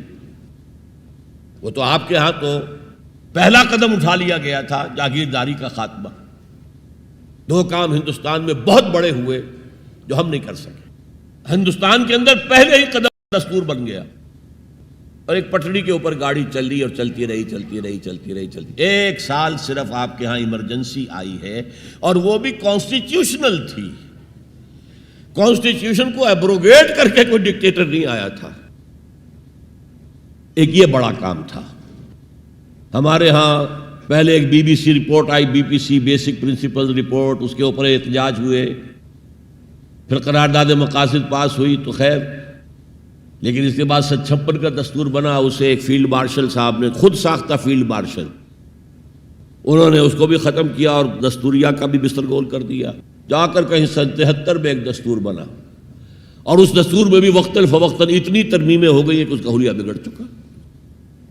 اور دوسرا بڑا کام یہاں جو ہوا ہے جو قابل تحسین ہے، جاگیرداری کا خاتمہ. تو اصل عوامی سیاست یہاں پر آئی ہے. بہرحال ہر نظام کے ساتھ ویسٹڈ انٹرسٹ ہوتا ہے. ایسے طبقات ہوتے ہیں جن کو مراعات حاصل ہے، مراعات یافتہ طبقات، پریولیج کلاسز، اور وہ کبھی برداشت نہیں کریں گے کہ آپ ان کا نظام کو ہاتھ لگائیں. دے وانٹ اسٹیٹس کو، جو نظام ہے وہی رہنا چاہیے. تو نظام کو بدلنے کے لیے تو جانوں کا پھر ہدیہ دینا پڑے گا. لہذا منظم جماعت بناؤ، موب نہ ہو، ہجوم نہ ہو. منظم جماعت، اور وہ کیسی؟ سب اطاعت، لسن اینڈ اوبے. جو آرمی کا جو اصول ہے، اگر فوج میں کوئی شخص جسے حکم دے رہا ہو، سپیریئر اس کا، وہ پوچھے جناب یہ حکم مجھے کیوں دے رہے ہیں، کیا مصلحت ہے، پہلے سمجھائیے پھر میں عمل کروں گا، تو کیا وہ فوج کہلائے گی؟ بڑی پیاری نظر تھی، میٹرک کے زمانے میں پڑھی تھی انگریزی کی، کہ کسی جنگ میں 600 سواروں کا ایک دستہ تھا اور ان کو حکم دے دیا گیا چارج، آگے بڑھو، حملہ کرو. اور انہیں معلوم تھا کہ داہنے ہاتھ بھی توپیں لگی ہوئی ہیں، بائیں ہاتھ بھی توپیں ہیں، سامنے بھی توپیں ہیں، آگ اگل رہی ہیں. Cannons to left of them, cannons to right of them, cannons in front of them, volleyed and thundered. لہذا سب نے یہ سمجھا someone has blundered. کسی نے بڑی غلطی کی ہے یہ حکم دے کر، جو کمانڈر ہے بڑی خطا ہوئی. لیکن There's not to reason why. یہ why کا سوال کرنے کا تو ان کا مقام ہی نہیں ہے. There's but to do and die. جو حکم ملا کرو, مرتے ہو تو مرو. Therefore, into the valley of death rode the 600. 600 کے 600 موت کی وادی میں اتر گئے. تو جب تک ایسی جماعت نہیں ہوگی نظام نہیں بدلا جا سکتا. بولشویکس اینڈ بولشویکس رشیا میں منظم جس طرح تھے, اگر وہ نہ ہوتے تو زار کی حکومت کا تختہ الٹا جا سکتا تھا. Was it possible? سب سے بڑی کنگڈم تھی ایشیا اور یورپ دونوں کے اوپر جو برج تھا, بہت بڑی سلطنت, کہاں سے کہاں تک زار کی سلطنت. اور پورا جو ہے ہمارا سینٹرل ایشیا, سارے یہ ترک, مسلم ترک علاقے جو ہے, روسی ترکستان اسی لیے ان کا نام تھا, وہ بھی اسی کے پاس تھے. لیکن ایک منظم جماعت نے, ایک نئے فکر نے, ایک نئے فلسفے نے, مارکسزم نے لوگوں کو پوزیس کیا, انہیں منظم کیا, انہوں نے جد و جہد کی, انقلاب برپا کر دیا. یہی کام حضور نے کیا. ایمان کی دعوت دی اور ایمان دلوں میں راسخ ہو گیا, انہیں منظم کیا. حدیث میں آتا ہے, اور یہ مشکات شریف میں بھی حدیث ہے, مسند احمد ابن حنبل کے حوالے سے اور جامع ترمذی کے حوالے سے. حضور فرماتے ہیں, حارث اشعری رضی اللہ تعالیٰ عنہ اس کے راوی ہیں, انی آمرکم بخمس, مسلمانوں میں تمہیں 5 باتوں کا حکم دے رہا ہوں. اللہ امرنی بہن, ایک روایت میں یہ اضافی الفاظ ہے, اللہ نے مجھے حکم دیا ہے ان کا, اپنی طرف سے نہیں دے رہا. حالانکہ حضور کو اختیار تھا, آپ اپنی طرف سے بھی حکم دے سکتے تھے. وہ 5 باتیں کیا ہیں؟ بالجماعت والسمع والطاعت والہجرت والجہاد فی سبیل اللہ. کتنا بڑا مجمع اس وقت یہاں ہے. کیا میں پوچھ سکتا ہوں کتنے لوگوں نے یہ حدیث سنی ہے آج سے پہلے؟ ذرا ہاتھ اٹھائیں. کیا وجہ؟ دیکھیے 5 چیزیں وہ ہیں جو ہم میں سے ہر ایک کو یاد ہے. حدیث یاد ہونا ہو, اس کا ایسنس تو یاد ہے.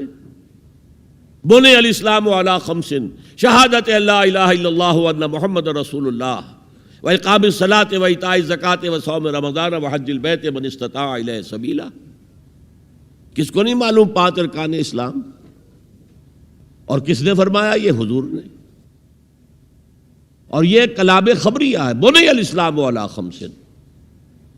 اس میں امر کا انداز نہیں ہے, خبر ہے. اسلام کی تعبیر 5 بنیادوں پر ہے.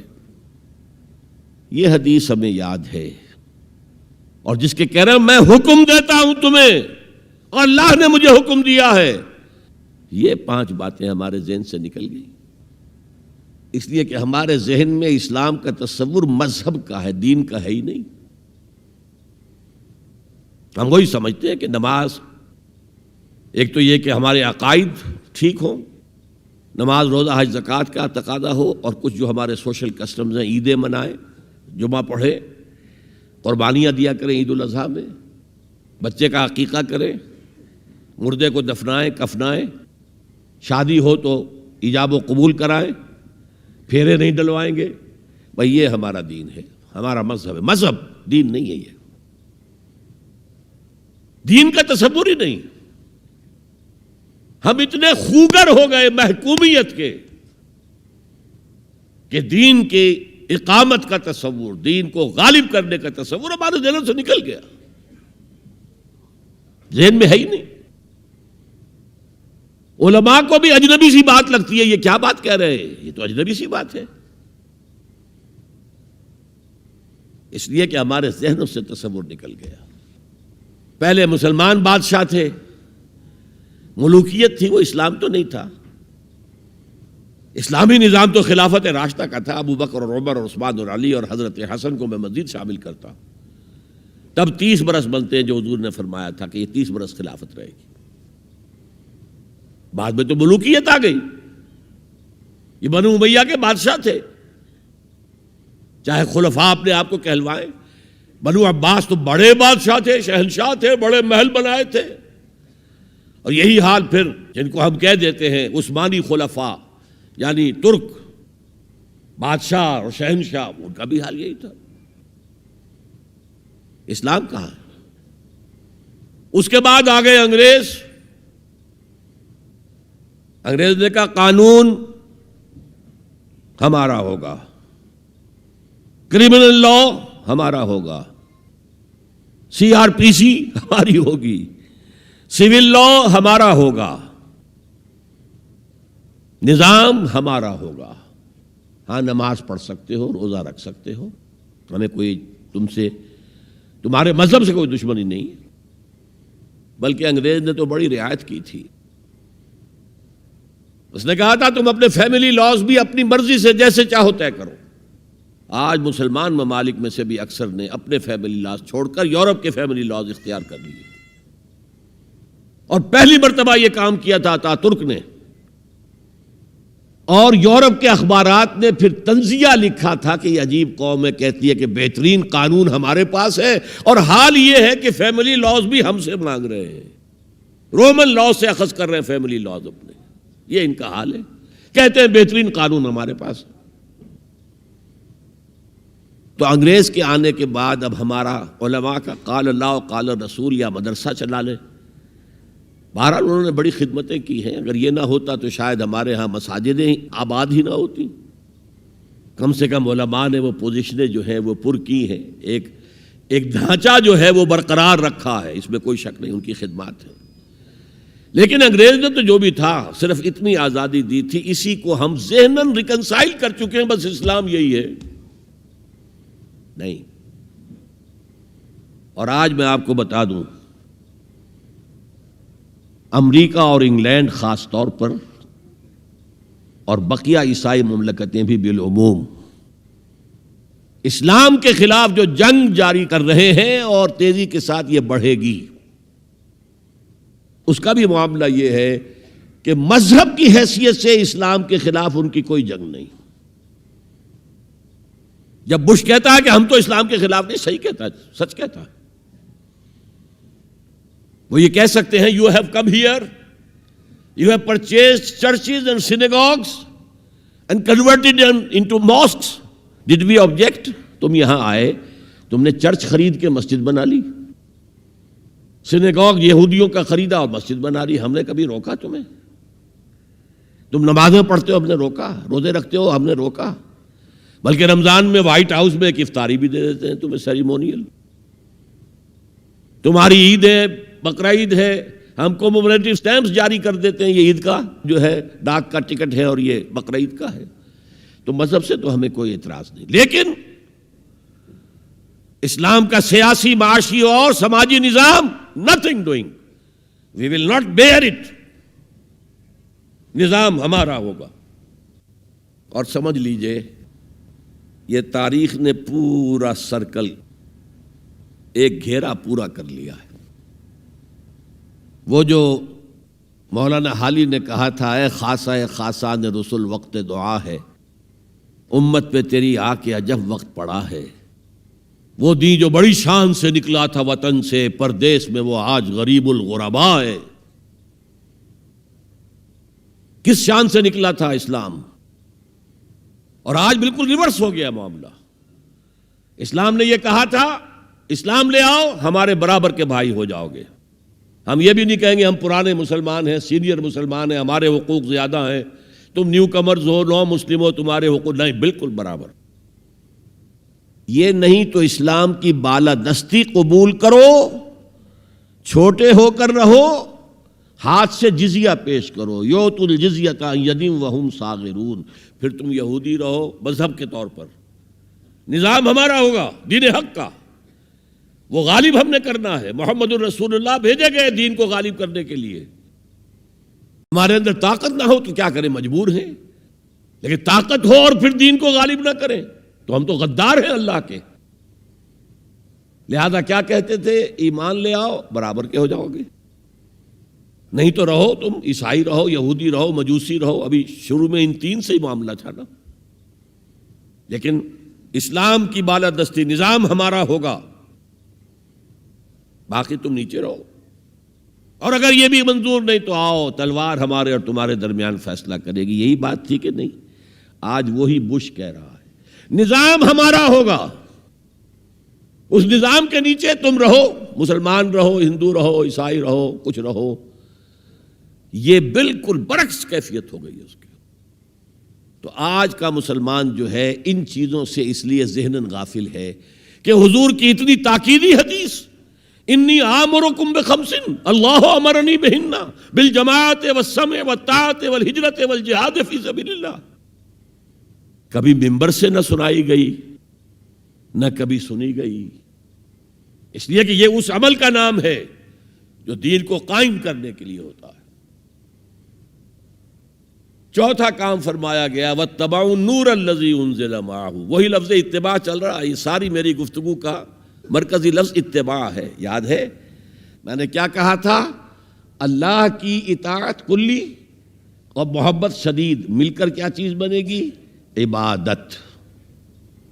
رسول کی اطاعت کلی اور شدید محبت مل کر کیا بنے گی؟ اتباع۔ اور اتباع کا درجہ کیا ہے؟ قل ان کنتم تحبون اللہ فاتبعونی یحببکم اللہ، اے نبی ان سے کہہ دیجئے اگر تم اللہ سے محبت کرتے ہو تو میرا اتباع کرو، میری پیروی کرو، میرے نقش قدم پر چلو۔ اب آپ سوچئے اگر ہم کاروبار کر رہے ہیں، فرض کیجئے کوئی شخص 100% دیانتداری سے کام کر رہا ہے، کوئی شخص سود کے اندر براہ راست ملوث نہیں ہے، وہ نماز پڑھتا ہے، روزہ رکھتا ہے، لیکن یہ اتباع نہیں کر رہا جو حضور نے جو کام کیا تھا کہ غلط نظام، طاغوتی نظام کو جڑ سے اکھاڑ کر پھینکا جائے اور اللہ کا دیا ہوا دین حق قائم کیا جائے، تو اتباع میں کیا حصہ ہے اس کا؟ کوئی نہیں۔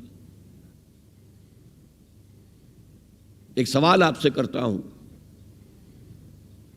حضور نے وحی کے آغاز کے بعد کوئی کاروبار کیا؟ جی آپ پہلے بہت اچھے تاجر تھے، بہت کامیاب تاجر تھے، اس وقت کا ایکسپورٹ امپورٹ، قافلہ لے کر جا رہے ہیں شام، قافلہ واپس لے کر آ رہے ہیں، لیکن جیسے ہی وحی آ گئی یا ایھا المدثر قم فانذر وربک فکبر، اے لحاف میں لپٹ کر لیٹنے والے اب کھڑے ہو جاؤ، کمر کس لو، گرڈ اپ یور لائنز، اپنے مشن کا آغاز کرو۔ اس کا آغاز کیا ہے؟ انذار، خبردار کرو انہیں کہ زندگی یہی زندگی نہیں ہے، اصل زندگی آخرت کی زندگی ہے، اور قیامت کے دن تمہیں حساب جو ہے اپنا پیش کرنا ہوگا، جواب دہی کرنی ہوگی۔ You will have to face the grand accountability of the day of judgment۔ یہ انذار سے بات شروع کرو، وَرَبَّكَ فَكَبِّرْ، اور جو ہدف ہے مقصود کیا؟ اللہ کو بڑا کرو، یعنی اس کی بڑائی نافذ کرو۔ پارلیمنٹ میں بھی اس کا حرف آخری ہو، لِتَكُونَ كَلِمَةُ اللَّهِ هِيَ الْعُلْيَا، تاکہ اللہ کا کلمہ سب سے اونچا ہو جائے۔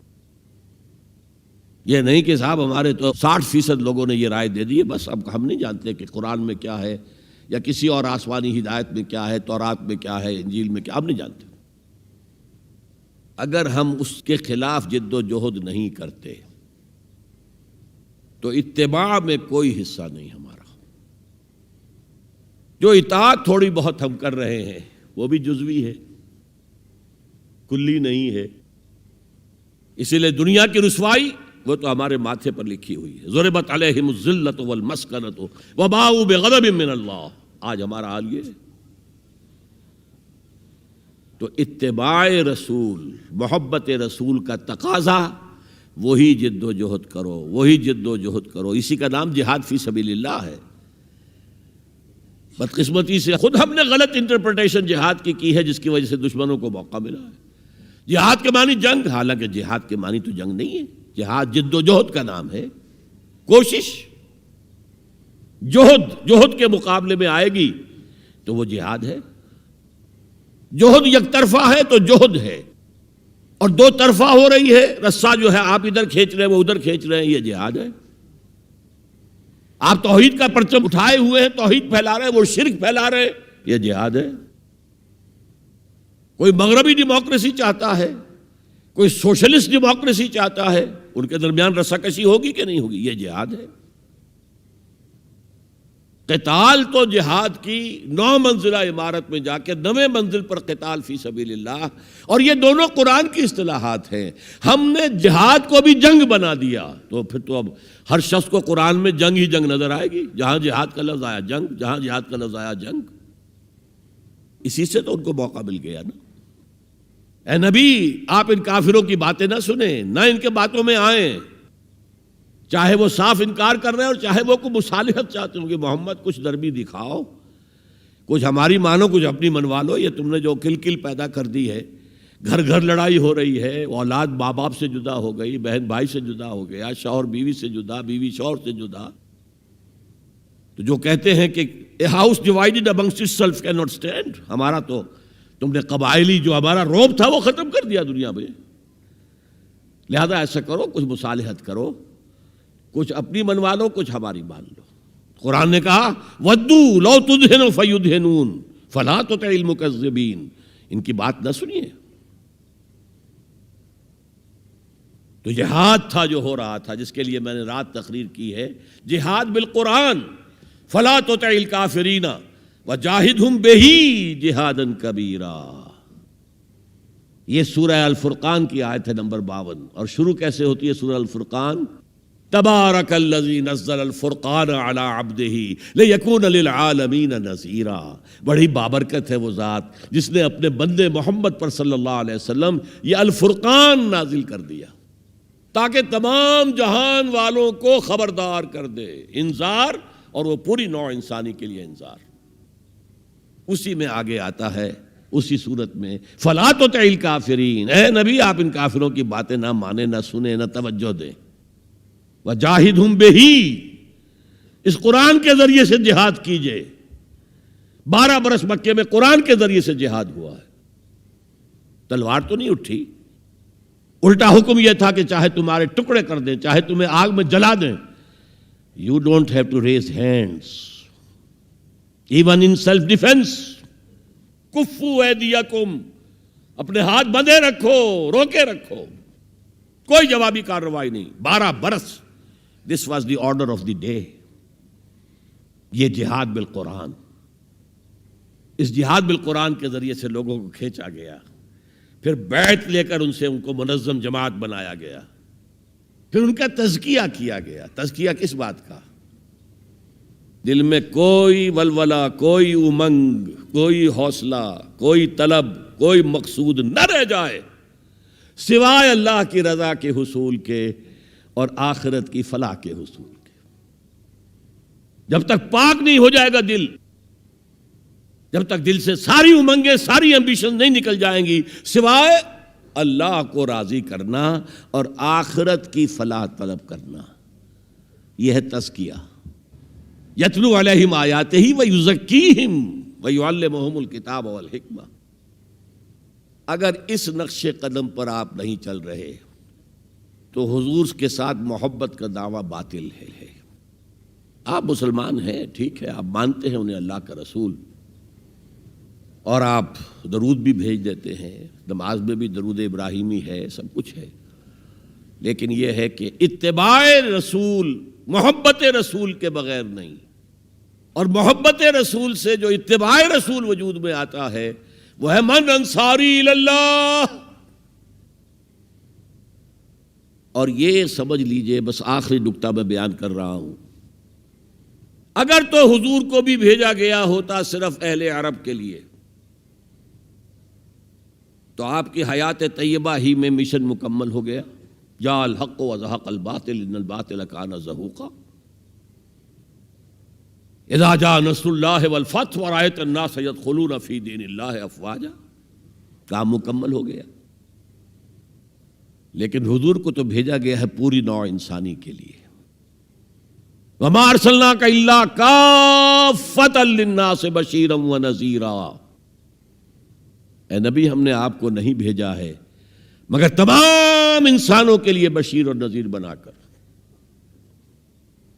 کیا نتیجہ نکلا؟ جب تک پوری دنیا میں اللہ کا دین اسی طرح غالب نہ ہو جیسے حضور کے دست مبارک سے جزیرہ نماء عرب میں ہو گیا تھا، اس وقت تک ہنوز حضور کا مشن تکمیل کو نہیں پہنچا۔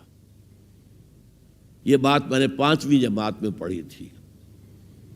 علامہ اقبال کی نظم شکوہ جواب شکوہ میں نے پڑھی، بانگ درا مجھے میرے بڑے بھائی صاحب نے بھیج دی تھی۔ ایک شعر تو وہ ہے بانگ درا کا جو میرے تحت الشعور میں کہیں چپک گیا تھا اور میری پوری زندگی کو اس نے ایک رخ پر ڈھالا ہے۔ وہ زمانے میں معزز تھے مسلمان ہو کر، اور تم خوار ہوئے تاریک قرآن ہو کر۔ دیکھیے یہ بات صرف اقبال نے نہیں کہی، وہ داڑھی مڈا تھا، عالم تو نہیں تھا۔ یہی بات کہی 14ویں صدی کے مجدد اعظم شیخ الہند مولانا محمود حسن اسیر مالٹا نے۔ 4 سال کی اسیری کے بعد جب رہائی پا کر آئے تھے 1920 میں، اور رہائی کیوں ملی تھی کہ ٹی بی 3rd سٹیج کو پہنچ گئی تھی۔ انگریز ڈرتا تھا کہ اگر ہماری اسیری ہی کے اندر کہیں انتقال ہو گیا تو کہیں طوفان اٹھ جائے گا، لہذا چھوڑ دیا۔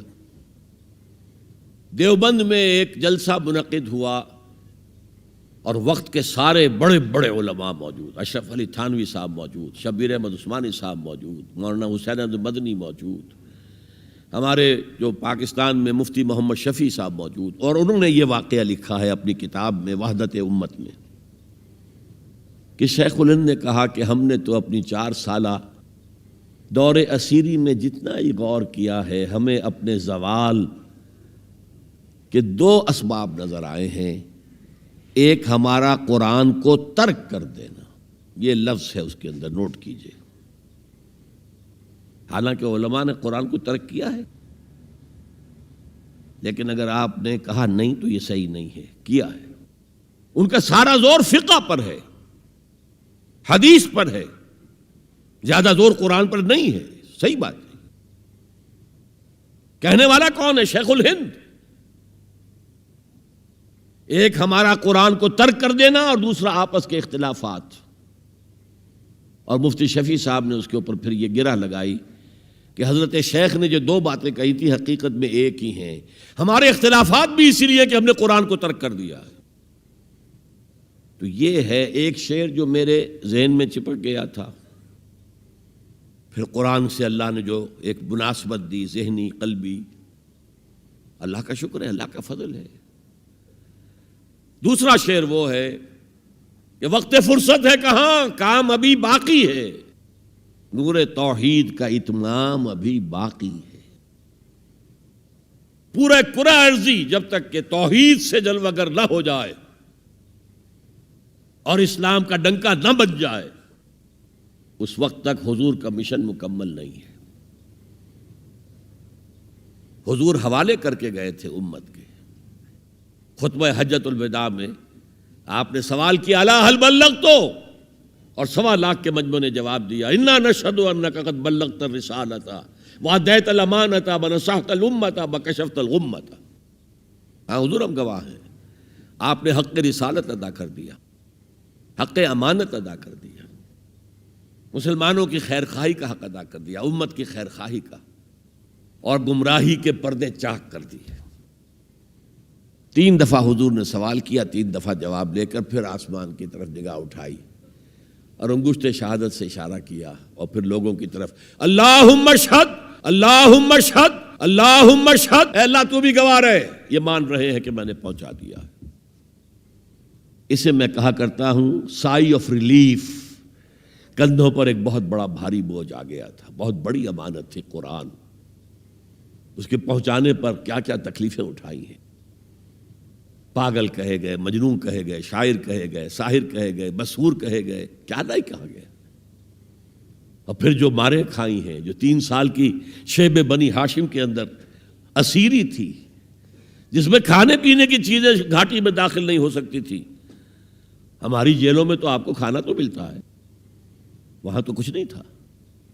پھر طائف کا پتھراؤ یاد کیجئے، پھر مکے سے نکلنا اور 3 دن رات ایک غار میں چھپے رہنا،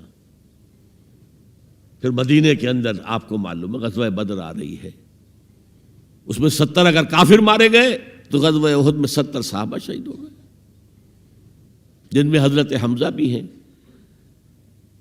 3 رشتے ہیں حضرت حمزہ سے حضور کے، چچا بھتیجا، سب کو بس یہی معلوم ہے، چچا بھتیجا، خالہ زاد بھائی، دودھ شریک بھائی، اور عربوں میں دودھ شریک بھائی حقیقی بھائی کے طور پر ہوتا تھا۔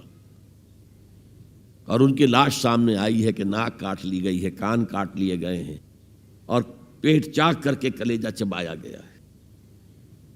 یہ سارے بوجھ اٹھا کر اگر وہ حق تبلیغ ادا ہو گیا، اے اللہ یہ مان رہے ہیں، تو بھی گواہ رہے، اور پھر کیا کہا؟ فَلْيُبَلِّغِ الشَّاهِدُ الْغَائِبَ، اب جو یہاں موجود ہیں ان کا فرض ہے کہ ان کو پہنچائیں جو یہاں نہیں ہیں، اور یہ ابد الآباد تک کے لیے، قیامت تک کے لیے ہے۔ انا آخر المرسلین وانتم آخر الامم، میں آخری رسول ہوں، تم آخری امت ہو، اور تمہیں نکالا گیا دنیا والوں کے لیے۔ دنیا کی دوسری قومیں اپنے لیے جیتی ہیں، اپنی عظمت، اپنا بول بالا، اپنے مفادات، اپنی مصلحتیں، اور تمہیں دنیا والوں کے لیے جینا ہے۔ ہم تو جیتے ہیں کہ دنیا میں تیرا نام رہے، کہیں ممکن ہے کہ ساقی نہ رہے جام رہے۔ یہ جام ہدایت کون گردش میں لائے گا اگر ساقی نہ ہو؟ ساقی امت مسلمہ ہے۔ یہ دوسری بات ہے کہ امت بھول گئی، خود ہی نہیں پڑھا، پڑھائیں گے کیا؟ خود ہی نہیں سمجھا، سمجھائیں گے کیا؟ بہرحال وقت فرصت ہے، کہاں کام ابھی باقی ہے، اور اس کی صحیح حدیثیں موجود ہیں کہ دنیا میں دوبارہ نظام خلافت علی منہاج النبوہ آئے گا، اور اب جب آئے گا گلوبل ہوگا۔ یہ ایک بہت بڑا تصادم آنے والا ہے، جسے کہ بائبل کے ماننے والے کہتے ہیں آرمیگیڈون، بہت بڑی جنگ۔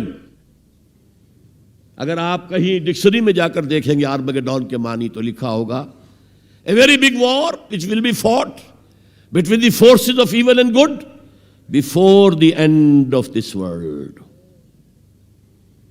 اور حضور کی احادیث میں الملحمۃ العظمی، عظیم ترین جنگ، الملحمۃ الکبریٰ، سب سے بڑی جنگ،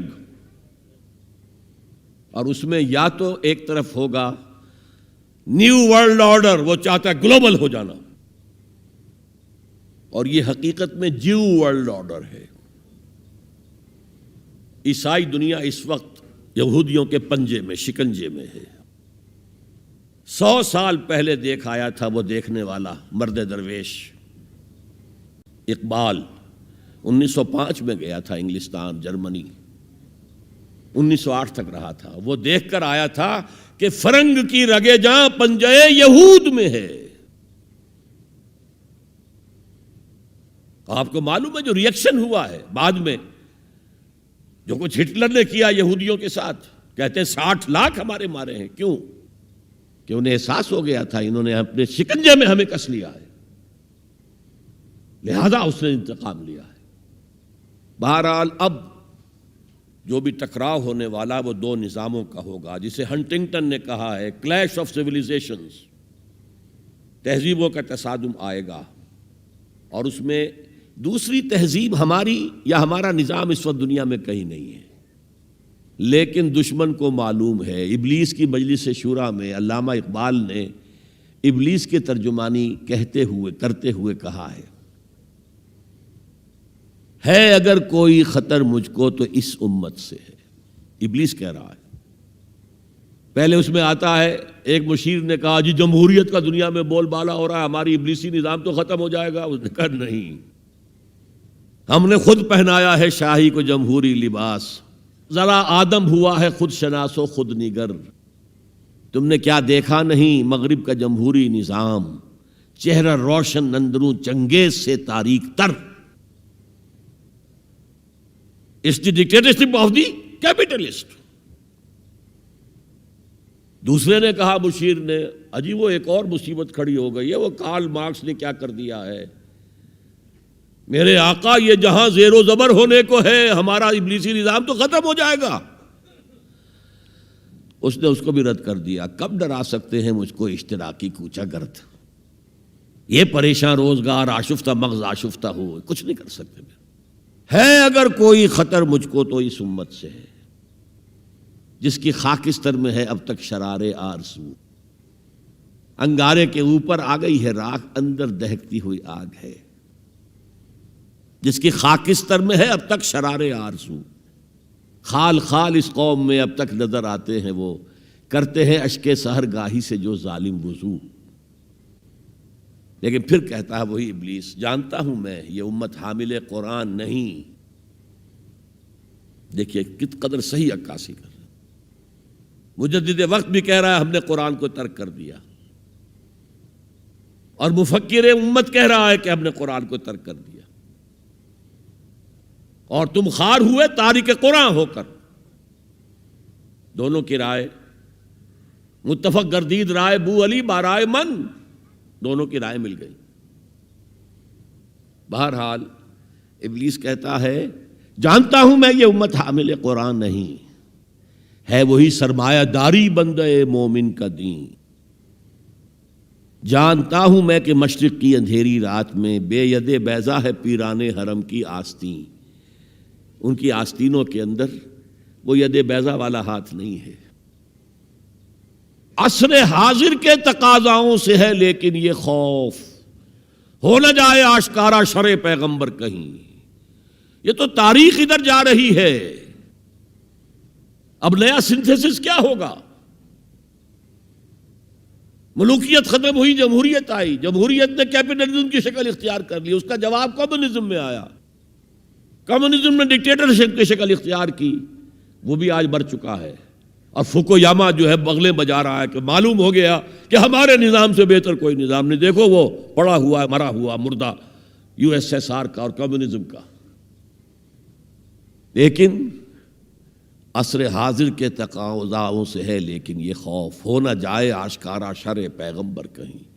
الحذر آئین پیغمبر سے 100 بار الحذر، حافظ ناموس زن مرد آزما مرد آفرین۔ موت کا پیغام ہر نوع غلامی کے لیے، نہ کوئی فغفور و خاقاں نہ گدائے رہنشیں، کرتا ہے دولت کو ہر آلودگی سے پاک و صاف، منعموں کو مال و دولت کا بناتا ہے امین۔ اس سے بڑھ کر اور کیا فکر و نظر کا انقلاب، بادشاہوں کی نہیں اللہ کی ہے یہ زمین، ان الارض للہ۔ یہ نظام دبا ہوا ہے، راہ کے اندر چھپا ہوا ہے، لیکن وہ خوب جانتے ہیں کہ ان کے اندر وہ جذبہ ہے، اگرچہ ابھی وہ جذبہ بھٹک رہا ہے، صحیح رخ پر نہیں پڑ رہا، کہیں اس نے دہشت گردی کی شکل اختیار کر لی جو کاؤنٹر پروڈکٹیو ہے۔ فائدہ کیا؟ ایک ہاتھی کو آپ ایک سوئی چبو دیں، اسے پتہ بھی نہیں چلے گا کہ میرے جسم میں کوئی سوئی گئی۔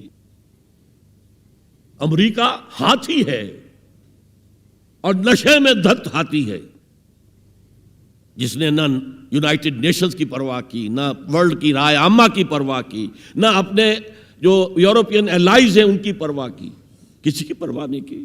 وی شیل گو اٹ الون، جسے جہاں آنا ہو آ جائے ورنہ نہیں، نشے میں دھت ہے۔ لیکن جب یو ایس ایس آر کا خاتمہ ہوا اور ادھر جو ہے نیٹو کو اثر نو منظم کرنے لگے، ایکسپینشن ہو رہی ہے، تو کسی نے پوچھا اس وقت کے نیٹو چیف سے کہ اب آپ کا جو دشمن تھا وہ تو ختم ہو گیا، وہ جو تمہارے قدموں میں پڑا ہوا ہے، تمہارے قرضے لے کر تو بمشکل وہ روٹی کھا رہا ہے، تو کیا ضرورت ہے اب نیٹو کی اور یہ سارا؟ ان کا ہمیں مسلم فنڈامنٹلزم سے خدشہ ہے، ڈر ہے، یہ ساری تیاری اس کے لیے ہو رہی ہے۔